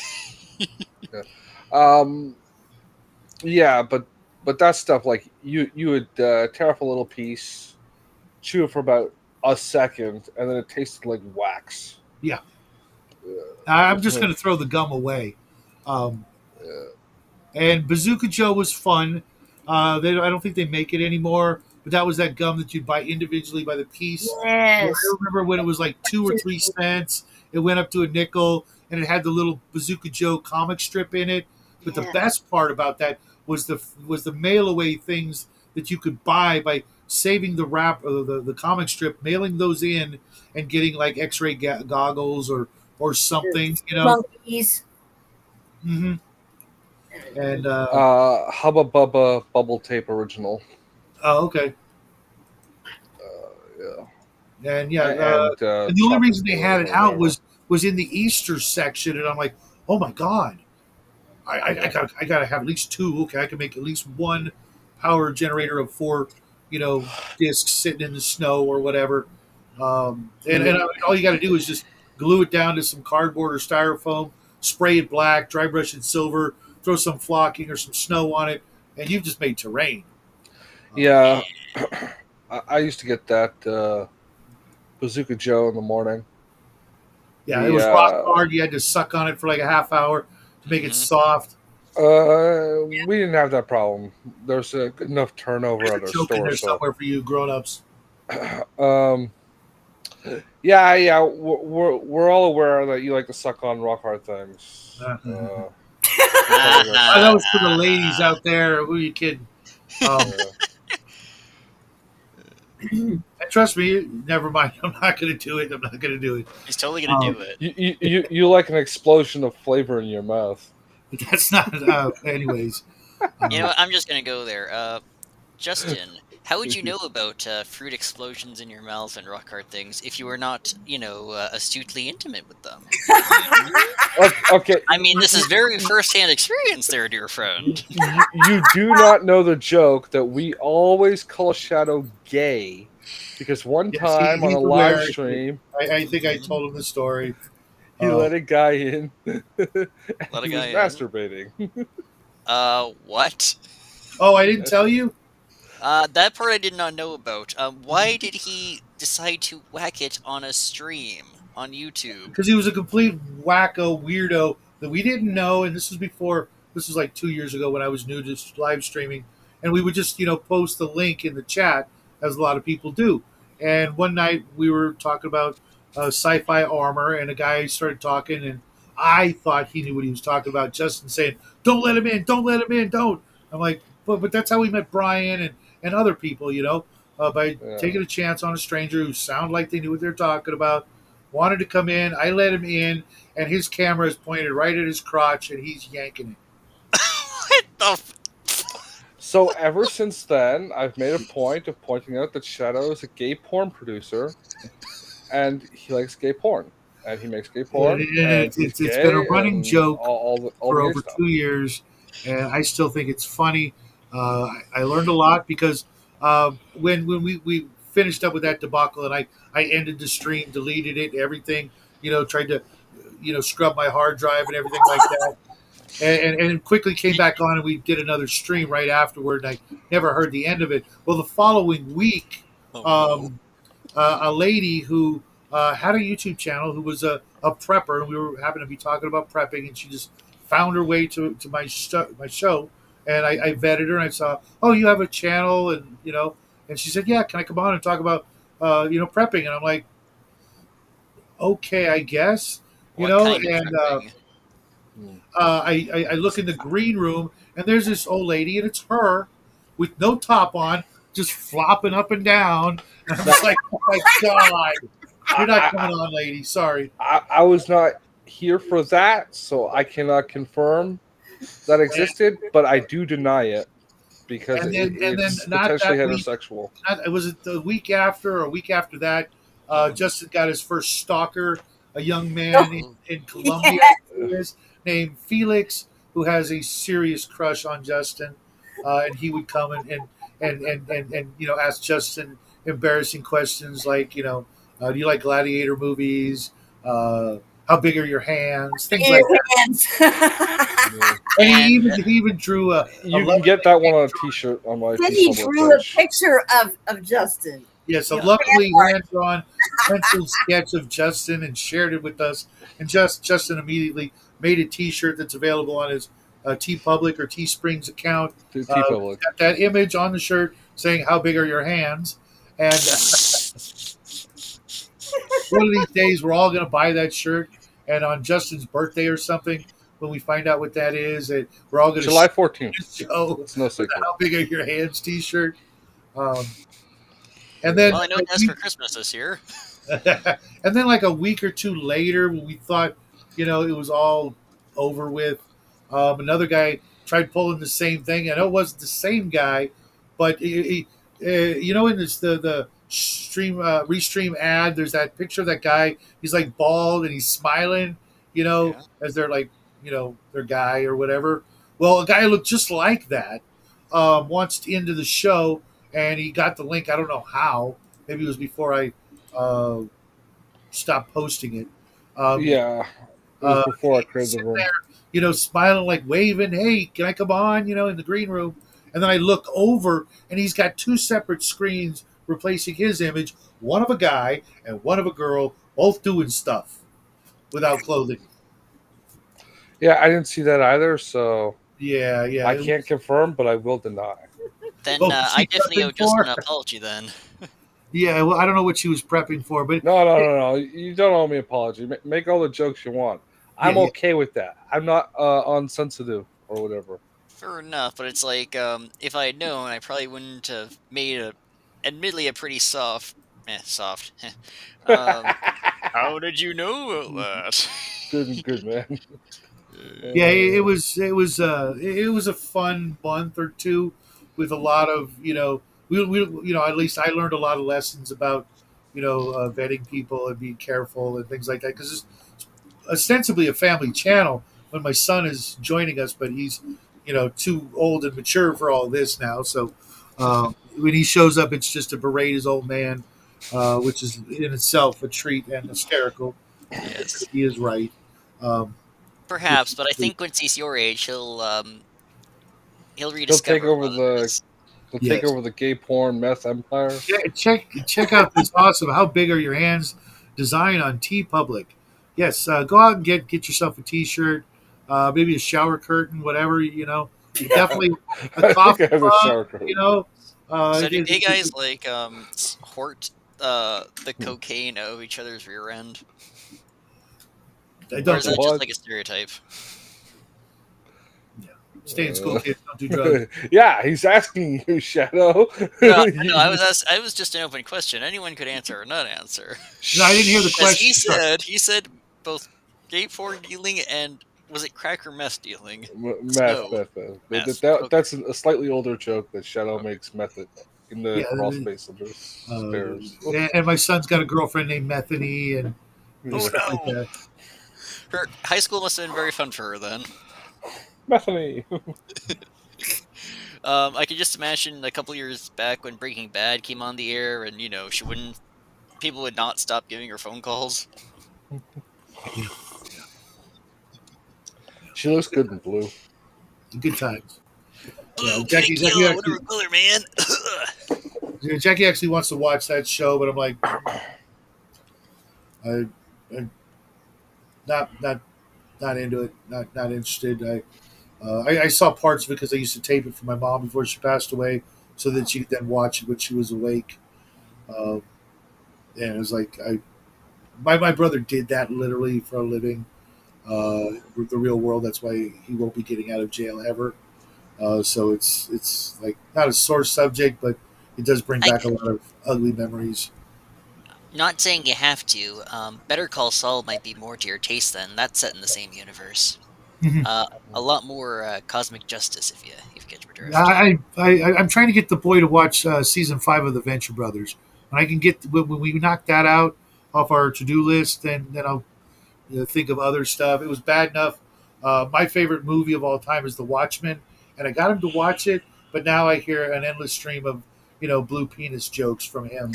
Uh, Yeah, it'd be And really me. nice if people weren't such a dick about Doctor Manhattan. I mean, his nudity is there for a reason. I mean, it's like yeah, but Yeah. you got to admit it didn't need to be there. Shadow's desire to see blue penis. It didn't need to be there, and it would have been fine without it. But I know I have the graphic novel, and I'm like, really? All right, whatever, because I there's actually a funny story. Well, yeah, it is a funny story where David Gibbons was struggling with some of these characters' costumes. Some of them came together very quickly, others did not. Mhm. Like Rorschach's entire body was meant to be, um, the ink blots, but they were having trouble making that work, and so it's just his mask. Yeah. With Dr. Manhattan, they were just racking their brains with what he was going to wear, how he should look. And then someone somewhere just said, well, he's a godly being. Why does he even bother with clothes? Why don't we just say nuts to this and he's naked all the time? Hmm. And so, yeah, that's what we have to thank for Dr. Manhattan's Big Blue Wiener. And it's funny too But they because were able to come up with something for the Walmart version of the disc. mhm. The a lot of those characters actually came from I think it was Moore when he worked for Charlton Comics, which I actually used to love Charlton Comics because I could buy them from this place called Woolco, and they had this bin that was like 6-8 feet by 6-8 feet, and they were just dumped in there like they didn't even care, for like a nickel a piece or a quarter a piece, and we would go shopping, and I would run over there digging through this literally like a mountain of comic books looking for things. Oh, this looks cool. Put it to the side and I didn't save even one of them, and now they're freaking priceless. Now, that was when Shadow was in his 70s. So Yeah, Michael right. Moorcock was like 13 when he was writing those comics. Alan Moore, not Michael Moorcock, although they are best buds, apparently. Yeah, yeah. I've got the Yeah, graphic Alan novel. Moore. Yeah, when he was like 13 writing those comics. Um, Um, Shadow's fucking old. Yeah. That's another running joke we have around Yes, these it is. parts. On this shelf over here, I've got the graphic novel. mhm. But the way the world is going, I understand the comedian more. Not that I agree with all his action, just understand. Yes, yes. Unfortunately, my favorite character was Osmandius until I saw the director's cut and saw the little thing about Vite being probably a pedo, and I'm like, whoa, that sucks. Yeah. Okay, now I gotta get in on the joking now. Um, a man taking advantage of a child sucks, eh? Yeah, Walked right into Wow. that one, buddy. yeah, Although, yeah, yeah, honestly, I don't blame Rorschach at all for not liking Yes. Vet if he suspects that. Well, That's because they pretty hard. find that out, because there was the one scene I did kind of question where they show Vite hanging out at it was a Studio 54 or whatever 51, and there's the Village People and David Bowie and somebody else, trying to imply that he's gay, and I'm like, yeah, maybe okay, whatever.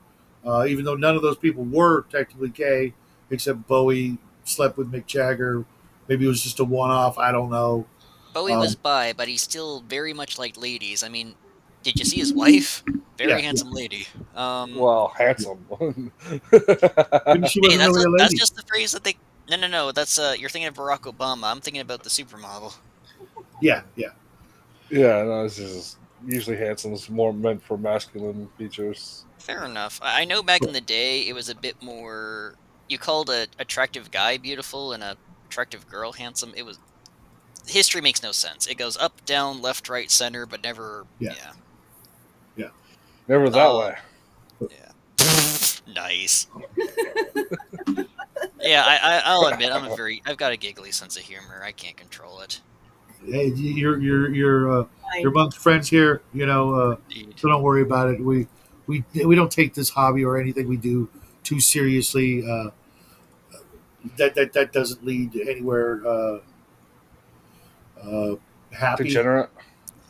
Well, no, we were complete degenerates, but Oh, yeah. Don't tell bees.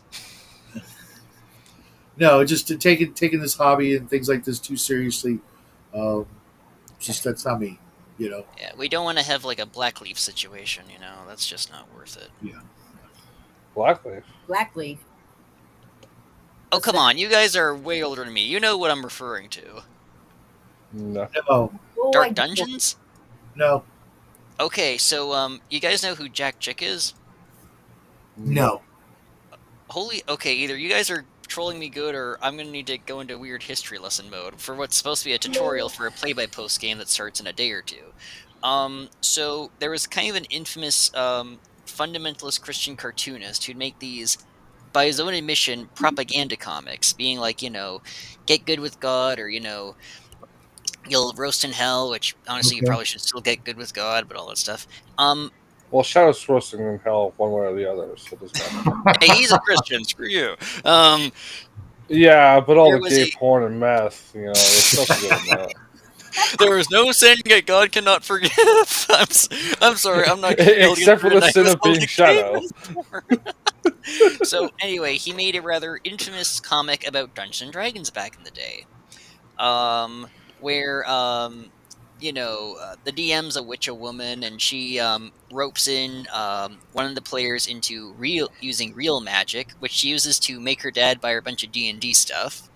Which, on one hand, I see why that's mean. On the other hand, fucking badass. But then, rather infamously, the DM unfairly kills a character named Blackleaf, and her player takes it very, very hard. So, the main character, goes over to her parents' house, knocks at the door. Hey, so and so. Opens the door. She's hanging from the ceiling. There's a she's knocked down a chair. Debbie, no! Reads the note. I can't go on without Blackleaf. Okay, I think I've actually seen that comic. Yeah, I that have one. not. You're not missing a thing, but that's the consequence of taking a game too seriously. Yeah. The sad thing is that, a bunch of these 5th ed guys or 6th ed guys probably need to read that. Wow, that's pretty dark. Hey, George, thank you. I didn't know. I that is like a no brainer, and George wants me to run a superhero game set in the Watchmen universe. That would be interesting. Watchmen is my favorite movie of all time, and I love superhero games. They're probably my favorite because Yeah. I learned more from playing superhero games. I'm definitely down for that. Game. I'm definitely down for that. We got a few things scheduled before that. Yeah, I do know there's a module too for the DC Heroes game that was based off of Watchmen, with input from Moore and Gibbons, no less. Gibson, sorry. I'm adding it to my list of things I must search for, at least for the free PDF. See, here's the thing. I worked at a lot of comic book stores growing up, and one in particular I worked at when The Watchmen was coming out, and we knew it was coming out, and it was going to be the hottest thing ever. And my shop owner, my boss, said, "Sorry, we're not getting enough for you guys. Only customers get them." And I'm like, "What the shit?" And when they came in, they were like $1.25. It's like, no, they're $20 each if you want them. And they sold like freaking hotcakes, and I never could get my hands on one. I tried and tried. I might be able to get one here, one there, never the series. And then I just, moved on with my life, forgot about it. And then I saw the graphic novel, and I picked it up, and I read it, and I went, oh my God. And then I found out that I had missed the movie coming out. And I went, oh my God, I got to watch this. I went and I bought it, loved it, favorite movie of all time. And How the fuck did you miss the movie coming out, man? I was waiting for my son to get old enough to watch it. And I'm like, okay, I think he's mature enough to watch it, and he'd already heard all the big blue dick jokes, you know. And he's like, yeah, that's why you want me to watch it, you know. And I'm like, no, no, no. Even Tell his you what, son's roasting him on the gay porn oh things, yeah, man. Oh yeah. I roped that boy into all these jokes. yeah, he's a great kid. And so I told my son, I'll tell you what, we'll watch it for 15 minutes. We'll watch the opening. If you don't want to keep watching it, you can get up and leave. I'll continue watching it, and we'll never talk about it again. And I'm sitting there and I'm watching it, and I'm just, the intro, it's just like fucking masterpiece. And Indeed, even people who can't stand that movie agree that was a freaking perfect opening sequence. That and I'm sitting there like in the corner of my eye, watching him, and he's like wide eyed, just like, oh my god, I've never seen anything like this, because he didn't really watch a lot of movies or TV growing up, because he had a cell phone or a tablet. And I'm watching him, and I'm watching him, and I'm looking at my cell phone, checking the time. I'm like, okay, it's been 20 minutes. He's still sitting there. He still hasn't blinked in like a half hour, you know.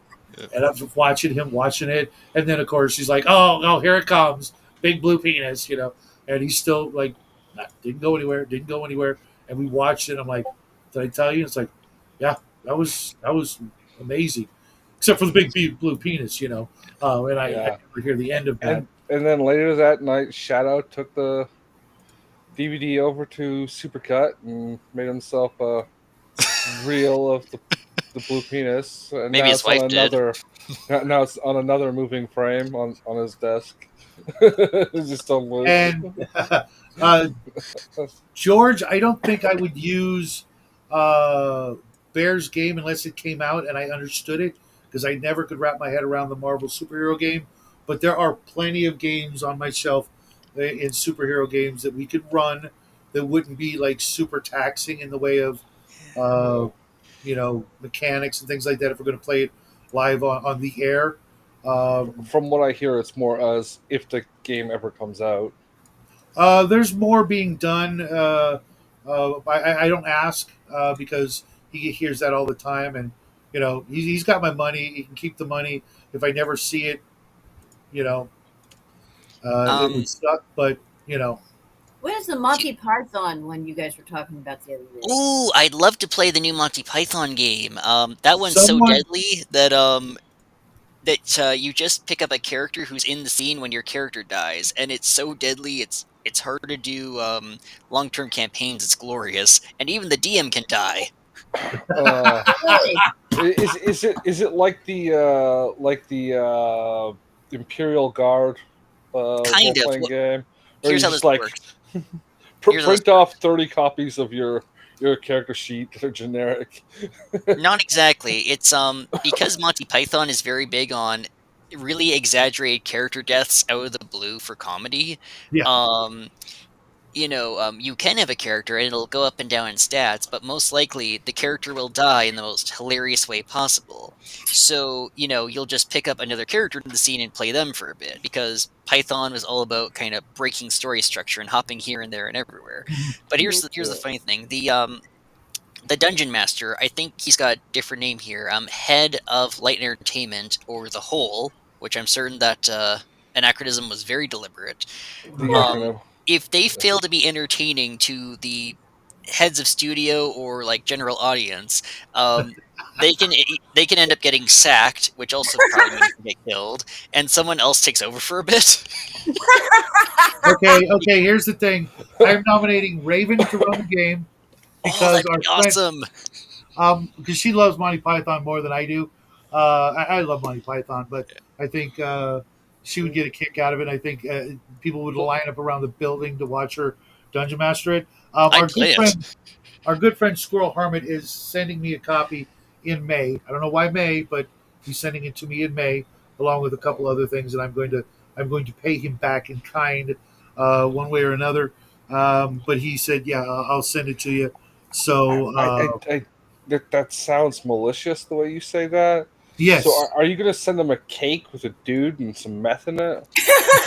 It's like this is you being kind. No, I'll probably send him like a 50-pound bag of squirrel chow. I just figured it would be some twink chained to a block with a baggie of meth in his mouth. I'm guilty of a lot of things, but human trafficking isn't one of them. Yeah, I it's think pretty you'd make hard an to go exception back for this from. joke. I think it's pretty hard to go back from human trafficking. I'm glad that you Yeah. don't do that. Yeah. Oh, but that But sounds yeah, awesome. Does it count with Twinks? Actually, it's probably a good thing.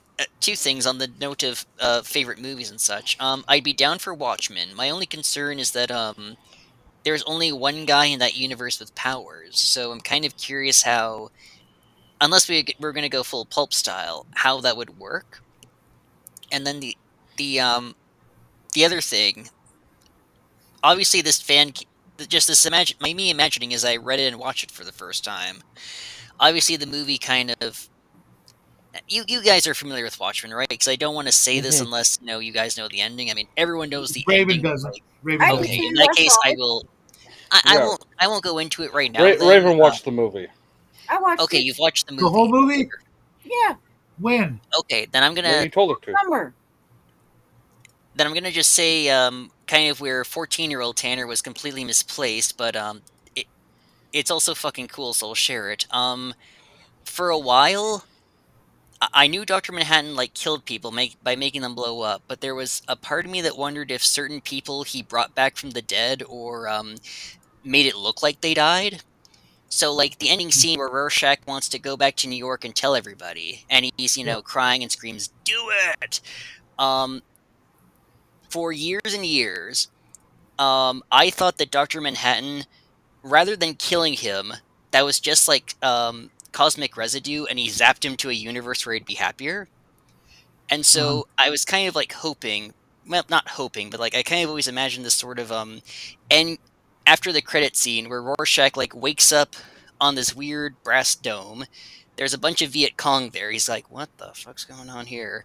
And then he hears this like deep voice behind him. "Excuse me, citizen, are you all right?" Turns around, and it's Superman, and they're on top of the Daily Planet globe. I said, "Are you all right? You guys just materialized here a moment ago." And he thinks about it. "I'll tell you all about it, but let me put on my face first." And puts on Nice. his mask. Movie ends. And so, if you ever want to do a Justice League movie, rather than the Question being there, you've got Rorschach there, much Yeah. to Alan Moore's dismay. Well, there's actually. Well, he is the question. Like that's Yes, Oh, yeah. absolutely. That's what he's parodying, but that's what I mean. Rather than the Question, it's just Rorschach. Maybe not. Mhm. Yeah. That can be Yeah, fun. I get it. There's I've got a bunch of comic books I picked up a while ago of the story before the Watchmen, and so there's also some comic books that came out after about the Watchmen. But I have my own ideas of what I would do. But if you've been They following couldn't be our more gay Traveler than game, TV series. I could that see TV show. I could see using either Traveler or something similar to that. With the way we made the characters, in that they are very Ordinary. flawed characters. You know what I mean? Oh, And that's what the Watchmen are. They're all very flawed, one way or the other, despite their superhero personas and whatnot. I mean, that's the entire satire that, Yeah. if superheroes actually did exist, they'd be both very, very scary and very, very sad. But then I'm also the kind of guy who's one of his favorite TV shows is Batman 66, so who am I to talk about this shit? Tanner, have you been watching our Traveler game? I have not been watching Traveler, although I should probably get into that and his other stuff here. I do know that mostly I have watched a couple episodes of your Appendix N book clubs, which I should probably get into as well and join you guys for that. You're always welcome, bro. Definitely, we need a third static wheel. All right, It's in that gonna- case, what's Yeah, the as a matter next book going to be? The next book we're reading is The Guns of Avalon. Okay, in that case, I'm absolutely going to join you for that one. That's going to be this upcoming Thursday, or The one after. okay, Thursday. perfect. Because I've read Nine Princes in Amber. Because Jake from Pulp Mortem, they were doing that for one of their book clubs, and so I've been like, I need an excuse to read the next one because the first one was really good, and I'm thinking, okay, are they going to do two pretty soon? And then you've told me this, and I'm like, it's on like Donkey Kong. Are you on the Discord? I am on his Discord, yes. And I will be I'll not say who because then that's going to be very bad. But I will be joining in the festivities for the God God game Wars. soon. So, Yeah. um, God Wars. oh, that's the other thing I was going to mention. I'll say whatever you may joke about methamphetamines and guys pulling out their schlongus on like camera on stream. You can say this about Shadow. He's got better. Actually, that's a bit self-deprecating. Better taste than me because the movie that one of my favorite movies of all time and the one I want to be based on because it actually did get an RPG adaptation is Ralph Bakshi's Wizards. Ooh. Why not?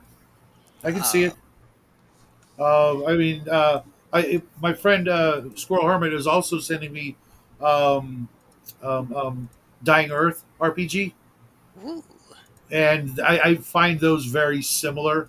So why the hell not? You Yeah, know? I'm there.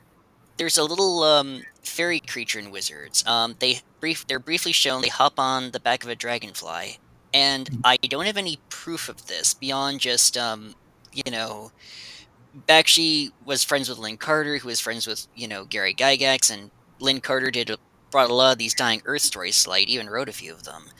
Um, I'm almost certain that those little critters are the Twickmen from Dying Earth. The little guys that the wizard bribes with salt. Uh huh. Again, they're I can see it. yeah, one's described as blue and the other is green, but like otherwise they the description is just dead on.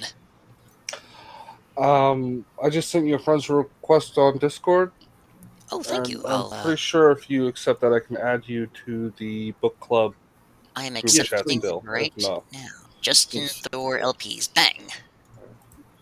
okay, sweet. And Raven will be joining us for this book club as well, because she also Awesome. enjoyed the Nine Princes, and we'll do Sign of the Unicorn roughly around Roger's birthday. I think that'd make I him very happy. yeah. I always do something special uh, for his birthday, and it's this, that guy and his books and his words of encouragement really helped me out at a really crucial part of my life. So it's the least I can do. I can tell you miss him a lot. Oh yeah, yeah. I when we do the book club, and we talk about writing and stuff, you know, I know Justin is not as hard on this, but life experience for me, it really means a lot when I read somebody's work, and you know, I realize that as time goes on, that's going to be less and less a thing. We don't have, you know, uh, the kinds of things that give you those experiences. They're harder to find, and a lot of people shy away from them. As the more society rolls along and gets easier for more and more people. But for me, it's like a big deal. Uh, Personally, I think that we will still have a lot of life experience and that things are big air quotes easy now, but I'm not convinced it's going to stay like that for much longer. Or at least people are kind of realizing this easy life is not quite as easy as maybe they would have liked, and that, of course, people have said as much in the past, yet I still have this sort of gut feeling that a lot of things are going to be changing before the 22nd century is here. So who well, knows? good luck Maybe to you we will. guys. I won't be here. Well, neither will I be. I'll be dead by then. But it's like Sucks to you, kids. Lol. Enjoy the fire. suck my dick, America. Wait. Now just let me pour some more gasoline over here. That's how it always feels. See, this is what happens when I let another Canadian in, Raven. Oh, which province are you from? I'm so glad you did. Ontario. Yes, I grew up in Ontario. I'm currently in Saskatchewan right now. Oh, Yeah, trust me, it's suffering. yeah. So Shadow, Yeah. give us a recap of all the questions that you remember and answer as quickly. Yeah, I don't quickly this remember is a as any of it. tutorial, and we've kind of derailed this with Oh Watchmen yeah, and yeah. Wizard and I went Massachusetts. over the steps of making your god character and your prophet and some of the things you can do with your empire. And Raven and I talked about the combat and how that works. There's no die rolling. It's just about building up your numbers and hoping you don't go into a, a bad situation when you do decide to attack. Gosh, I can't remember any of the questions, but I can go scroll back and see if there are any. You mentioned the moon and how you need to get to level 10 to make a moon gate or find one or Find something one. like that. Yeah, and then Yeah. yeah. And how many and then sets? you Oh, have the map Sam, I for the didn't see you, Squirrel. I didn't know you were there. Shit, I missed Squirrel. It must have been when I was. Uh, Did you hear us making fun of a squirrel feed? no, No, I was I looking. missed I was it. looking at the document page and not the screen, so I missed him. I'm gonna have to go and say to Squirrel because I didn't know he was there, and then I started talking about him and like. Yeah, that must have been just before I hopped on. It was like Sorry, squirrel. And what happens when a half god hour before that. defeats a god and all his stuff? That player's out of the game. If your god dies, you lose. It's that simple. Yeah, but we're doing the like if you get found out for something that character you're playing dies, you can. You can come even if your god dies, you can come back and start over. Yeah. As long as there's as long as there's other people playing. If it's down to like 3 people, you're not coming back in because It becomes an endless nightmare at that point. you won't make it. Yeah. Honestly, Now, here's unless another the answer's question. been honestly it's already been answered. What would be the win state? How would the game come to a conclusion?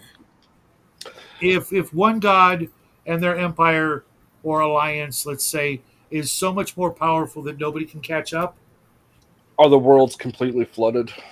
or the world's completely flooded, or if there's only 3 players left, then they win the 3 prizes that are there. Um, One of the Yeah. questions we have here: will there be any fog of war, like if the Goblin God built a city on the far side of the map, and the others no? The gods get the advantage of being able to look down on the planet and see things being built. They won't see when you hire a general or a priest or something small like that. But if you build a temple or if you build a war fleet, next to off the coast of your kingdom, the gods will see that. They'll see Yeah. cities pop up and temples and castles, things like that. Every player gets one free secret action a week, so you can hide something, like if you're moving Mhm. troops or if you want to build a hidden temple in a mountain or something like that, and then you get that. And then when you get more spies, you can get more secret actions. But So, that, sorry, I'm just interluding on this point. So if you have 5 actions per week, yes, and if you do 4 things that wouldn't be seen on the map, and you use your secret action to cover up the seen thing, yes, it could look like you did nothing that week. yes. Yeah. And when God was when masturbating. Shadow would prefer that. He likes it when men and here's the thing, Really doesn't.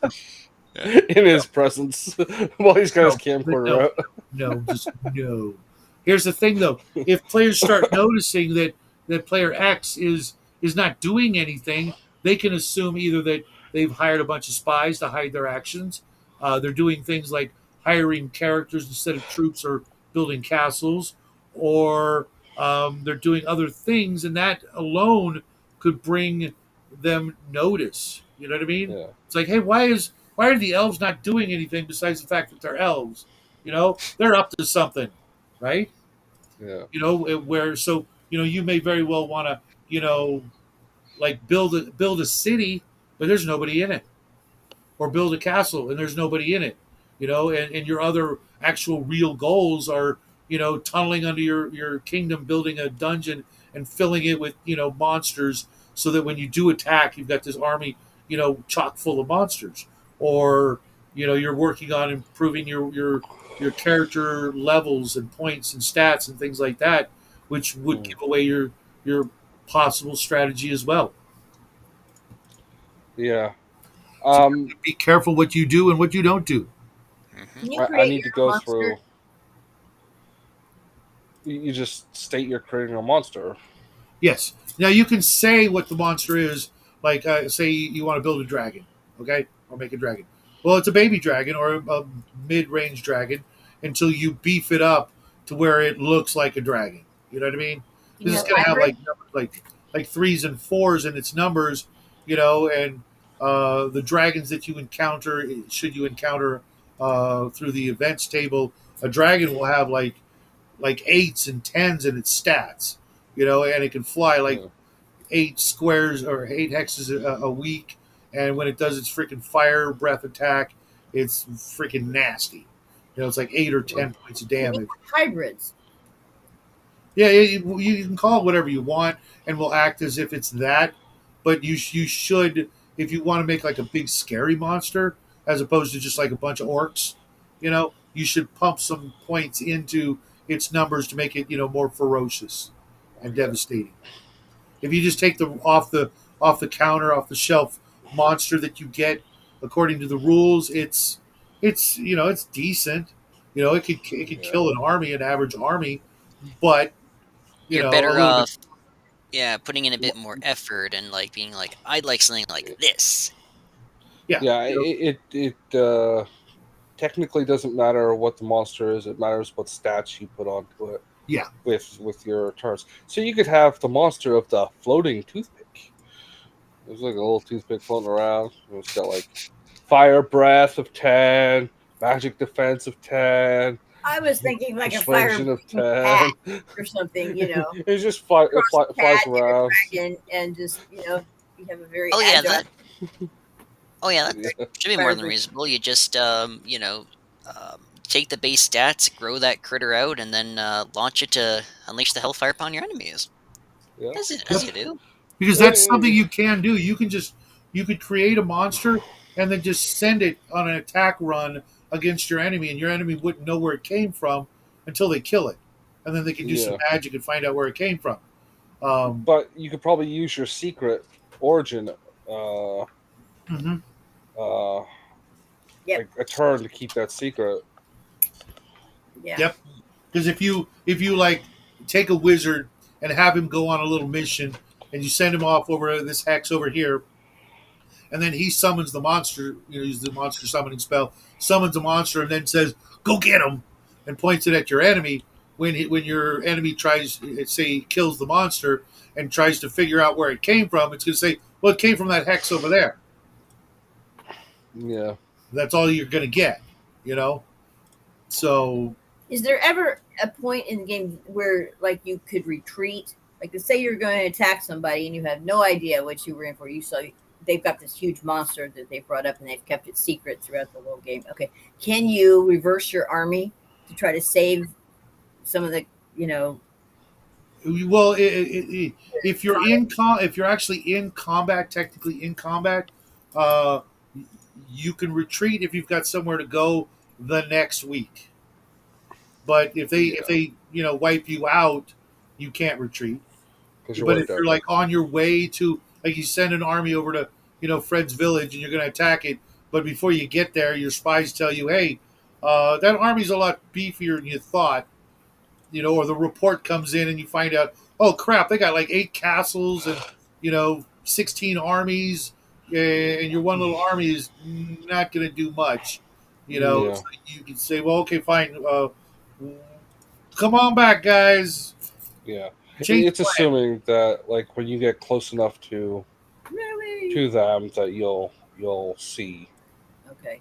That, right? So like you have a strategic window of sight whenever you move things around, greater than the hex your things are on. At least it should be. I need to go through the thing and just break out lists of all the stuff and isolate them so I can see them clearly. Shadow. Okay. You and your continuous document. So I was going through the chat and Yeah. seeing if there were any other questions. Yeah. I think I've got everything. Yeah, Oh, I was I've gonna. got one more question. Okay. I've read that after the God Wars concluded, however that may be, that you would be doing an Advanced Dungeons and Dragons campaign based off of what went down. That How game is will? currently going on. Oh wow. Yeah. Yeah. Okay, so we're influencing that. Oh wow. Yes. What? Yes. Sure. That's the game you noped out of because Shadow gave you too many magic users as a new player. Yeah. The D&D game that I play on Sunday is 250, 300 years into the future of the God Wars. The God Oh wow. Wars caused the flooding of the world that I run. Somehow, I don't know because I didn't write that. I wanted to play that. So now that I've got people who want to mess up my world and flood it, we're good to go. So we'll find out, and it's writing the prehistory and the characters in the God Wars. Win, lose, or draw will be remembered in various places on the world, and what they do will actually influence the world because the players have only seen one hemisphere of the planet, and it's mostly just a couple of islands, and that's all that's left. Wow. So when uh, as things happen in the God Wars, uh, Global warming. yeah, exactly. Now I have to expect Al Gore to show up. No, he's not allowed. Good. Neither Al- him nor Oh, Man Bear Pig are allowed in my Oh, yeah. I was going for a Futurama thing, so him or Oh. Richard Nixon, once and for all. You said we can create whatever we want for monsters. Oh no, I figured. I swear to God, Oh. if you make Man Bear Pig, No, you're I'm going to making be Al able to Gore. cheat later. Yeah, I'm sorry, Shadow. I just raped your game and it hasn't even started yet. I said Al Gore at you. Uh-huh. I thought. He has Oh, a God. 12 in lecture to annoyance. Okay, I'm not gonna do this, but another monster you could probably do is a robotic Richard Simmons. Well, I could see Al putting Gore that has to in a have a dungeon. steed. I could see putting that in a dungeon. Okay, Because they that is run into fair. some funny stuff in the dungeons. Yes. Because all the dungeons are left over. Because the world is like the Dying Earth or Gamma World. It's a post-apocalyptic, quasi magical tech world. Depending on what happens in the God Wars, and after the flood, the player characters in the D&D game are discovering and exploring the ruins of the before times, and uh, coming across strange things that you couldn't run in a regular D&D game, so to speak. Or you I mean, you could, right? could. You just get complaints from theater kids. or the people who are I don't I've had a lot of players that did not like we just called it techno because that's what it was called in Hardwood. Don't throw any techno in this game, Shadow. We don't want no more techno. Just make it D&D. Like, hey, fuck you. That magic wand, it's really a ray gun. Stuff like that. They don't know. How would they know, right? Yeah, Um, precisely. Like slightly but off topic, but something I that had some players that were yeah. getting a little tired of my shenanigans, and sucks to be them because they don't play anymore. But Probably good reason why. uh, Since I can't use it to in the game now because it'll give me away, I'm having ChatGPT generate an image. Hopefully, it doesn't break. and George, Krakens, yes, and there are random wandering monsters that will pop up from time to time in the God Wars because every week I will be rolling for a possibility of a random encounter in your kingdom, as it were, and you'll get one, but whether it's the first, second, third, or fourth week is determined on an actual die roll, and the lower I roll, the bigger the plus will be on the next week. So by week 4 something will happen, and there's a list of like 50 random things that could happen to your nation, and one of them is being attacked by a random monster. So I might release the Kraken. You might find a dungeon. You might get free stuff. You might lose free stuff. And spies are absolutely important. You know, it's a simple mechanic, but it makes sense. You know, we've had spies on Earth since we've had, you know, civilizations. Uh, Maybe even before that, you know, people, you know, spying on their neighbor in the next tent or wigwam or whatever. And if used properly, spies, you know, Do can it get again in the information or they can cartoon steal costume. stuff. There's assassins who can, you know, if you build them up strong enough, can go in and kill somebody's wizard or their general or their high priest, and you know, they'll probably die in the process, but it's a worthwhile investment if you know you knock down a specific, you know, very specific target. If you knock it down, well, you know, if you don't get caught, your you know neighboring player or enemy player is going to have some work to do before they can even think about retaliation. You know, unless they're prepared, they're going to need to replace that key part of their infrastructure. If you take out a general, well, that army ain't going anywhere. You take out a wizard or a high priest, you know your deity may lose a point in a crucial stat that's, you know, keeping them from, you know, being, you know, a pushover against the next god over. Did you bring up the? I just like do it in a cartoon style. Oh no, I didn't even see that. I was Yeah, I'm generating it again in realistic, but And of course, we will be doing Gamma World in a couple of weeks as well, won't we? yeah. I wouldn't go Uh, so far as to call it a couple of weeks. Maybe closer to a couple of months, but Yeah, I'm definitely going yeah. to do that. I just don't know when. But yeah, Well, that's on the list of things I definitely have to play one more game of Gamma World. Not like I'm going anywhere, but the likelihood that, you know, uh, I'll get 2 more Gamma World campaigns before I, you know, shuffle off the mortal coil. Can an assassin kill a god? Yes. If the numbers are high enough, yes. Now, there have been many stories. There's lots of literature and mythology and things like that of heroes or assassins, if you will, killing gods. Lots of fiction, a lot of fantasy novels, and you know, if you create an assassin and you pump some points into him, and at the same time you've got your forge over here making a mystical artifact, and then you give the artifact to the assassin, then you send the assassin in to, you know, wait until the time is right. It could happen, especially if, you know, if the god's defense is 10 and you hit him with an 11. I don't care where the 11 comes from. He's dead. mhm. It's that simple.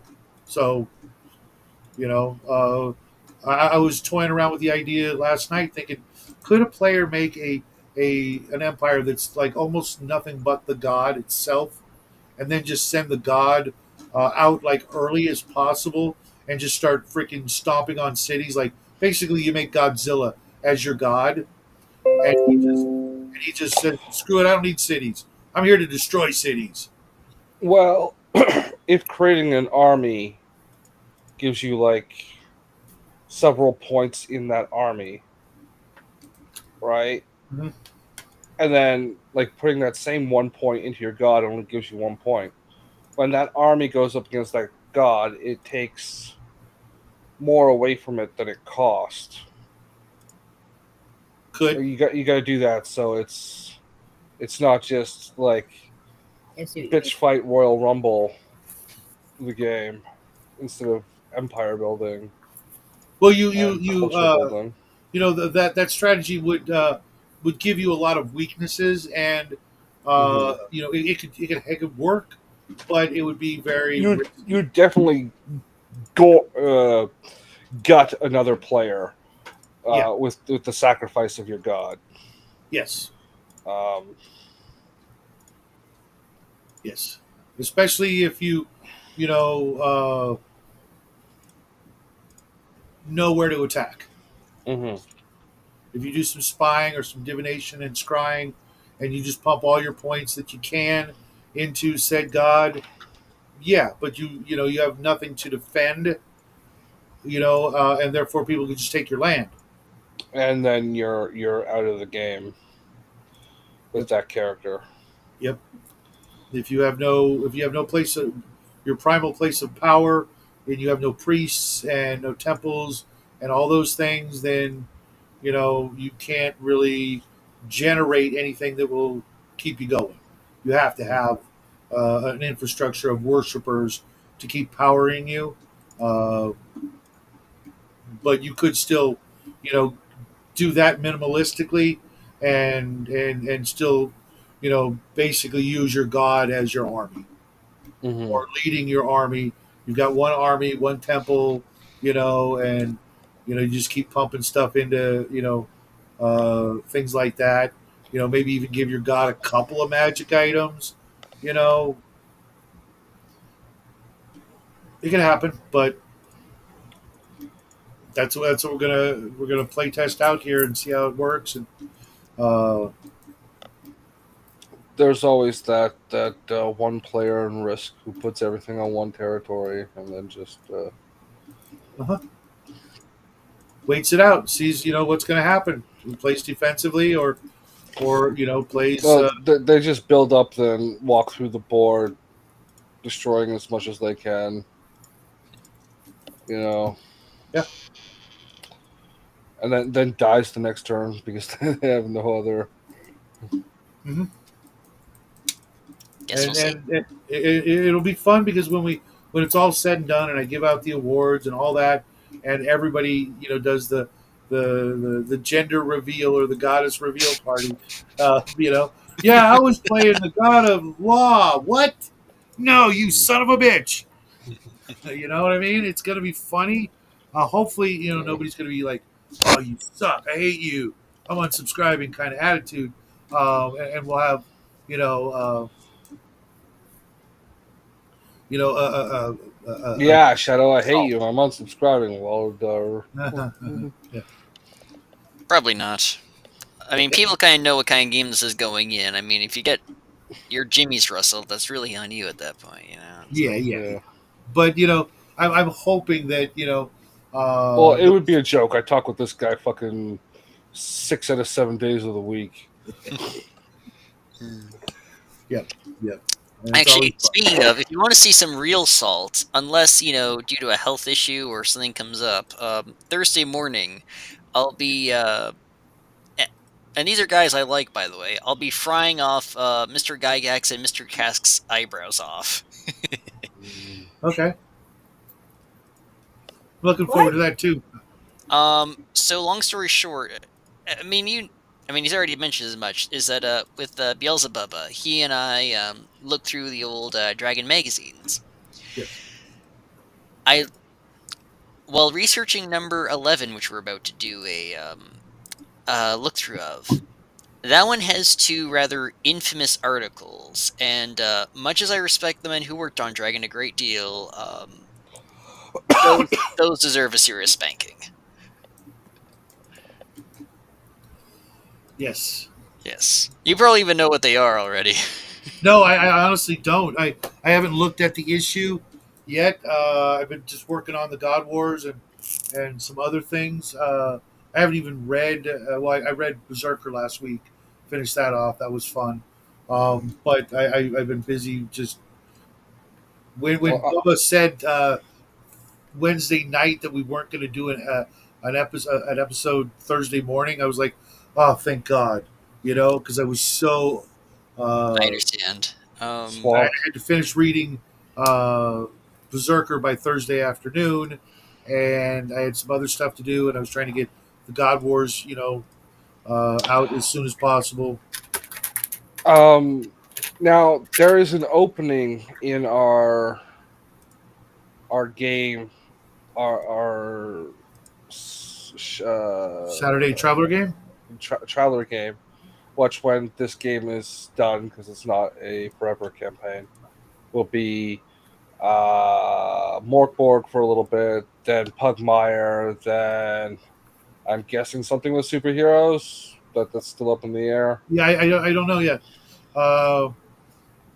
Because there's another game that's on my Planet of the Apes was that was Ooh, that'd but be good. that Kickstarter's coming in next month, and I may Yeah. do that.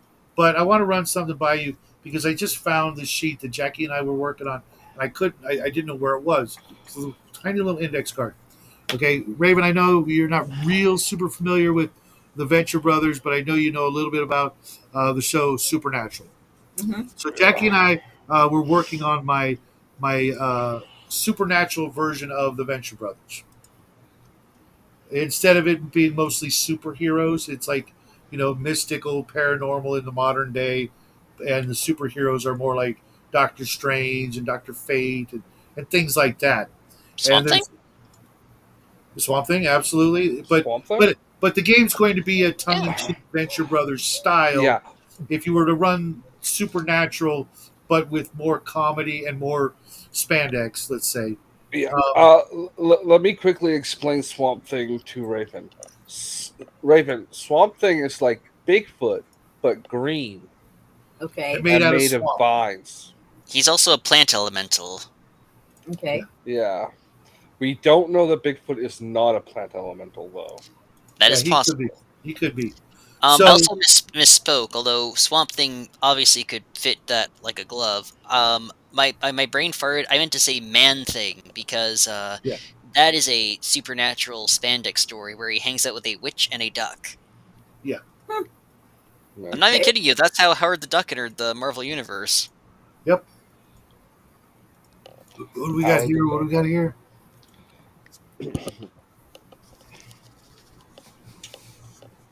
Oh, George. Welcome to the show, George. Hi, George. Hi, George. Yeah. George, or should I say Josh? You soylent Oh, and then he leaves. slinging. Bye, Raven. I thought you were going to go with George of the Jungle and drive him crazy. No. He's probably heard that enough of his life. But check this out. These are mine and Jackie's notes for my Venture Brothers. Are you familiar with the Venture Brothers, Tanner? I know of them. Okay. I know of certain plot points. Because I'm not the biggest fan of deconstruction, I've not dove into it as I should have. Okay. It's one worth watching. It's I highly recommend. it's one of my favorite things in life. So I came up with the Chase brothers, Okay. Sam and Hank Chase. And what's up, George? And I'm going to do, it's going to be very spoofy on the Venture Brothers and the similarity between the Venture Brothers and Supernatural. The two brothers, their parents suck, and they're being forced into their parents' awful lifestyles. Hmm. In this case, it'll be the brothers are parents or children of supernatural enthusiasts, if you will. They're witches and warlocks or monster hunters or things like that, but they're all awful people, as per the Venture Brothers. And I gotta start working on this because Jackie gave me. Most of you guys won't get this if you know who the Monarch is. Yeah. Yes. Oh yeah. He doesn't he become the Shadow in later seasons? I don't know. No. I'm only in season 5. I like the No. fat the two henchmen, like the fat one and the skinny one. Oh. But Poor Sergeant number Hatred, 20. my version of Sergeant Hatred, excuse me, my version of Sergeant Hatred is going to be Captain Lovejoy. Okay. The Monarch is actually going to be the Hornet, and he is the last survivor of Heaven's Gate. Oh, with the LSD, the Kool-Aid. That was Jackie's idea 2 years ago. Oh, that's badass. I cannot wait to play in this. And Yeah, but is he Honestly, also this the is Green explaining a Hornet? lot. It would be funny if he was also the Green Hornet. And he had an Asian sidekick. Probably a bit more You mean Bert than his Plato. Doctor Girlfriend? Yeah. Dr. Girlfriend is Asian? No, No. no. She's clearly from New York. Uh, I just got the joke. That's good old. I'm pretty sure that's just all the camels she smokes, but okay. Yeah, but not the cigarettes. No. I do mean the cigarettes. One of the things I know about this that I think originally Dr. Girlfriend was trans, but they changed it to just she smoked way too many cigarettes and just destroyed her vocal cords because it was funnier that way. mm-hmm. Yeah. But that's something that's gotta I gotta put some time into. Now that I found that tiny little piece of paper, but I'm gonna maybe after the show make a list of all the future projects because the Traveler game's gonna come to an end, not real soon, but maybe 2 Sometime months. next month. What? Month or two? Yeah. Okay.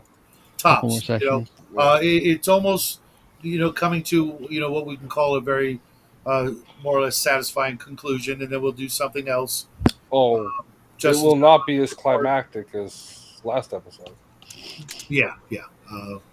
Know that if I am welcome, I am absolutely down for a supernatural style Venture Brothers because I love that era of and subgenre of comics, superhero comics. I'm absolutely down for Gamma World, and I'll at least give a Watchmen style game a shot.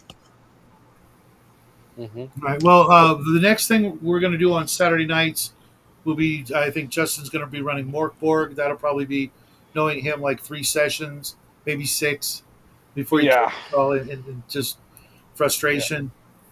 No, not frustration. I will just make it really, really hard. Mind you, it's the first time I'll be DMing, so It's okay. expect a brutally terrible game. I want your expectations to be super fucking low. That way I look better. Uh-huh.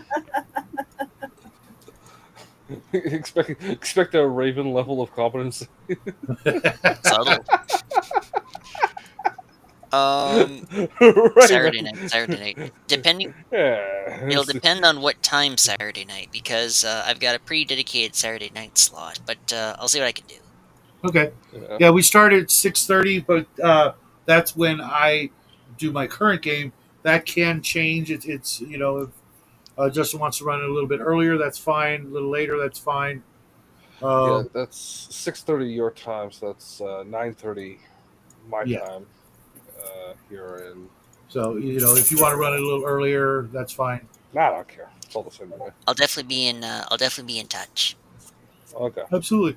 And we're gonna call it a quits for now. I've been doing this most of the day. I barely saw my son, and it is a school night. So if anybody has any actual God Wars questions, you know where to get a hold of me. You can put them in the chat here. George, what's up, man? Hey, sorry I came in late. I just Did you have any questions or anything before we sign off? I missed the first 15 minutes. I'm just going to watch the thing, but I think I got everything out there. I got a better idea now. I have to look at the more, really just look through a lot of the actions possible. So yeah, that's what I need to do is go through and isolate the different types of actions into their own lists. And for those of you who don't know, George is responsible for all the glorious artwork in the God Wars and my recent thumbnails on my Traveler games.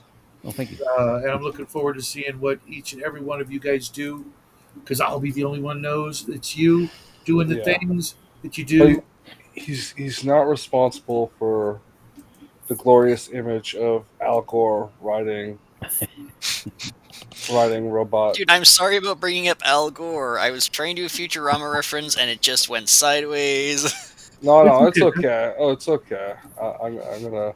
Yeah, and it's not as good as your Pamela Anderson as Scully. Yeah. Yeah. Here. I had to do it as a painting.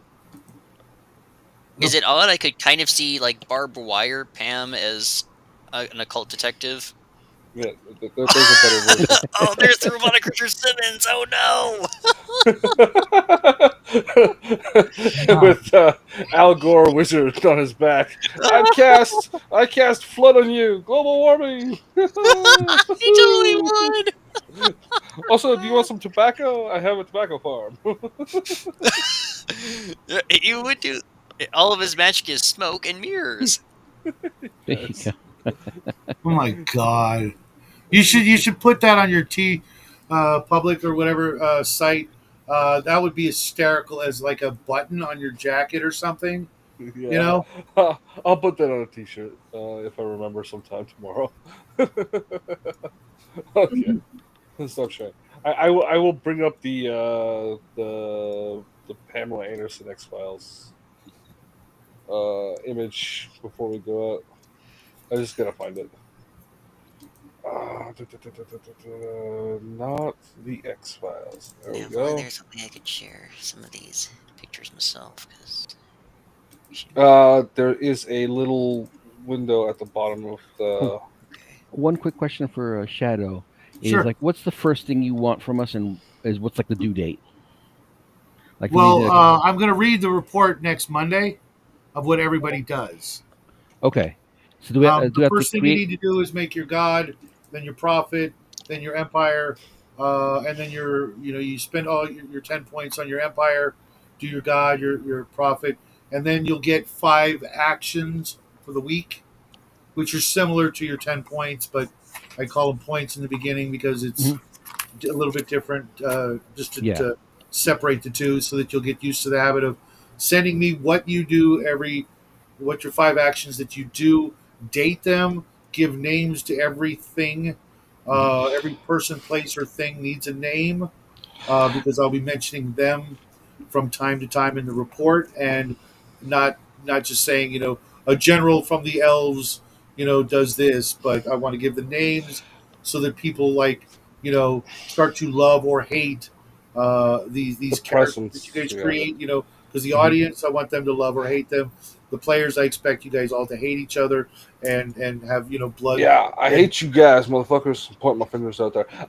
So when the power that comes in goes up, are you going to do it so there's like an endless amount of actions you can add, which will get annoying for you? Trust me. No, I can it's see going to that stay to happening. 5. 5. Okay, so instead of like, I have endless amount of powers, I can just say, okay, I'm going to create a level 3 wizard. No. You create first. You got to create a minion, turn the minion into a hero, the hero into a wizard into an archmage. I think I did archmages. I hope I did. No, I'm wondering if like that will allow you to like throw more power into an action instead of there being more actions. No, you can improve all your characters by 1 point as an action, so that can build up that way. Okay, but you need to have enough power to go across the number of. All right, so if it's improved, we'll figure it out. Yeah, I'm not sure. I'll definitely set up my empire and their names tomorrow. The next, send them on over, and then Make sure you go over the whole document because Omen was saying that his document was like old or something, and if I need to repost a newer version of it, I thought it updated every time I update it. Doesn't that? It should. He's probably opened it in that stupid Word instead of going back to the. Or he hasn't opened it in a week or two. Yeah. So I'll repost the link right after the show in the God Wars rules section, and make sure it's the only link that people have access to, and that way you can check it out, and I'll make sure you can still comment in it. If you have any questions, that kind of thing, or you can just hit me up with the questions directly, and then I'll just fix or address them in the rules. But I'm really looking forward to this. But now I suddenly have 2 more projects I have to put on the burners. focus on this first. Sorry. No. I had never thought of running a Watchmen game. So George, thank you, and curse you. Yeah, but that's probably going to be sometime. at That the could be a beginning year of from next now. I mean, the Yeah. Venture Brothers thing has been sitting here for 2 years. So year. Yeah. Well, Yeah, let's do that in somebody Game run a World Monty first. Python game. I want to play a Monty Python Oh, game. well, yep, Monty Python, Raven, thank you for running us. Raven, you better be careful what you wish for because I may just send you the book Okay, Send her a and copy. you got to run it. Yeah. me running. This might be good. I mean, I know I need to run more stuff. I mean, You might. I mean, you. I mean, when it comes to an IP specific or like a trademarked product from a specific thing or story, you got to get the person who loves it the most. oh yeah. You know what I mean? And I'm not. I can't say uh, I love Monty Python the most. I love Monty Python. I used to watch it when nobody I knew even knew what it was. Even my parents. Yeah, Uh, same here. Same here. Like what? Late at night, like Sunday nights when Sunday nights. Yeah. I Get ready- only like the Judean Liberation League. Those guys are awesome. The PSJ. It just shows to show how the world has changed because it was my aunt and my mom who introduced me to Monty Python when I was 11. Really. I got it Yeah. from reading it. But I want to be a woman. I was I want reading. to have babies. It's my right as a man. It's my right as a man to be a woman. Oh, I thought you were talking Baron Munchausen. But I want to be No. dainty.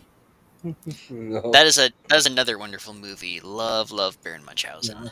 I only saw Yeah. it once, and I hate Brazil, so Go figure. I'm not crazy about Brazil either. Like I love Time Bandits. Jabberwocky's really good. I never saw Jabberwocky. Baron Munchausen. Jabberwocky's a really good one. Very nice comedy that becomes a horror movie. Actually, Yeah. cool movie. Baron I Munchausen thought so. is godly, but yeah, Brazil just didn't do it for me, and I've seen it twice. I'll The tell you proper off cut. screen one of these days why I hate it. I have a very specific reason why I hate it. Oh, now Yeah. you got. I don't know why. Yeah, I'll just stick around because I'm gonna shut her down now, and we can talk. Do you behind want to show the off these two scenes, as it images? were. George wanted to see that one from me again, and I can pull up this one Tanner shared in the chat. Yeah. Yeah, man. So everybody, have a great week. Have a great You have God War. no idea what I'm talking about. Um, and I will see you guys. I might, if I'm really lucky, I think might that's a no. review something tomorrow afternoon ish, maybe morning. The Mad Scribe magazine that I got. If not, then I'll do it Wednesday before Double D's show. And until then, everybody, have a great evening and happy trails. Take care, I man. still share on that.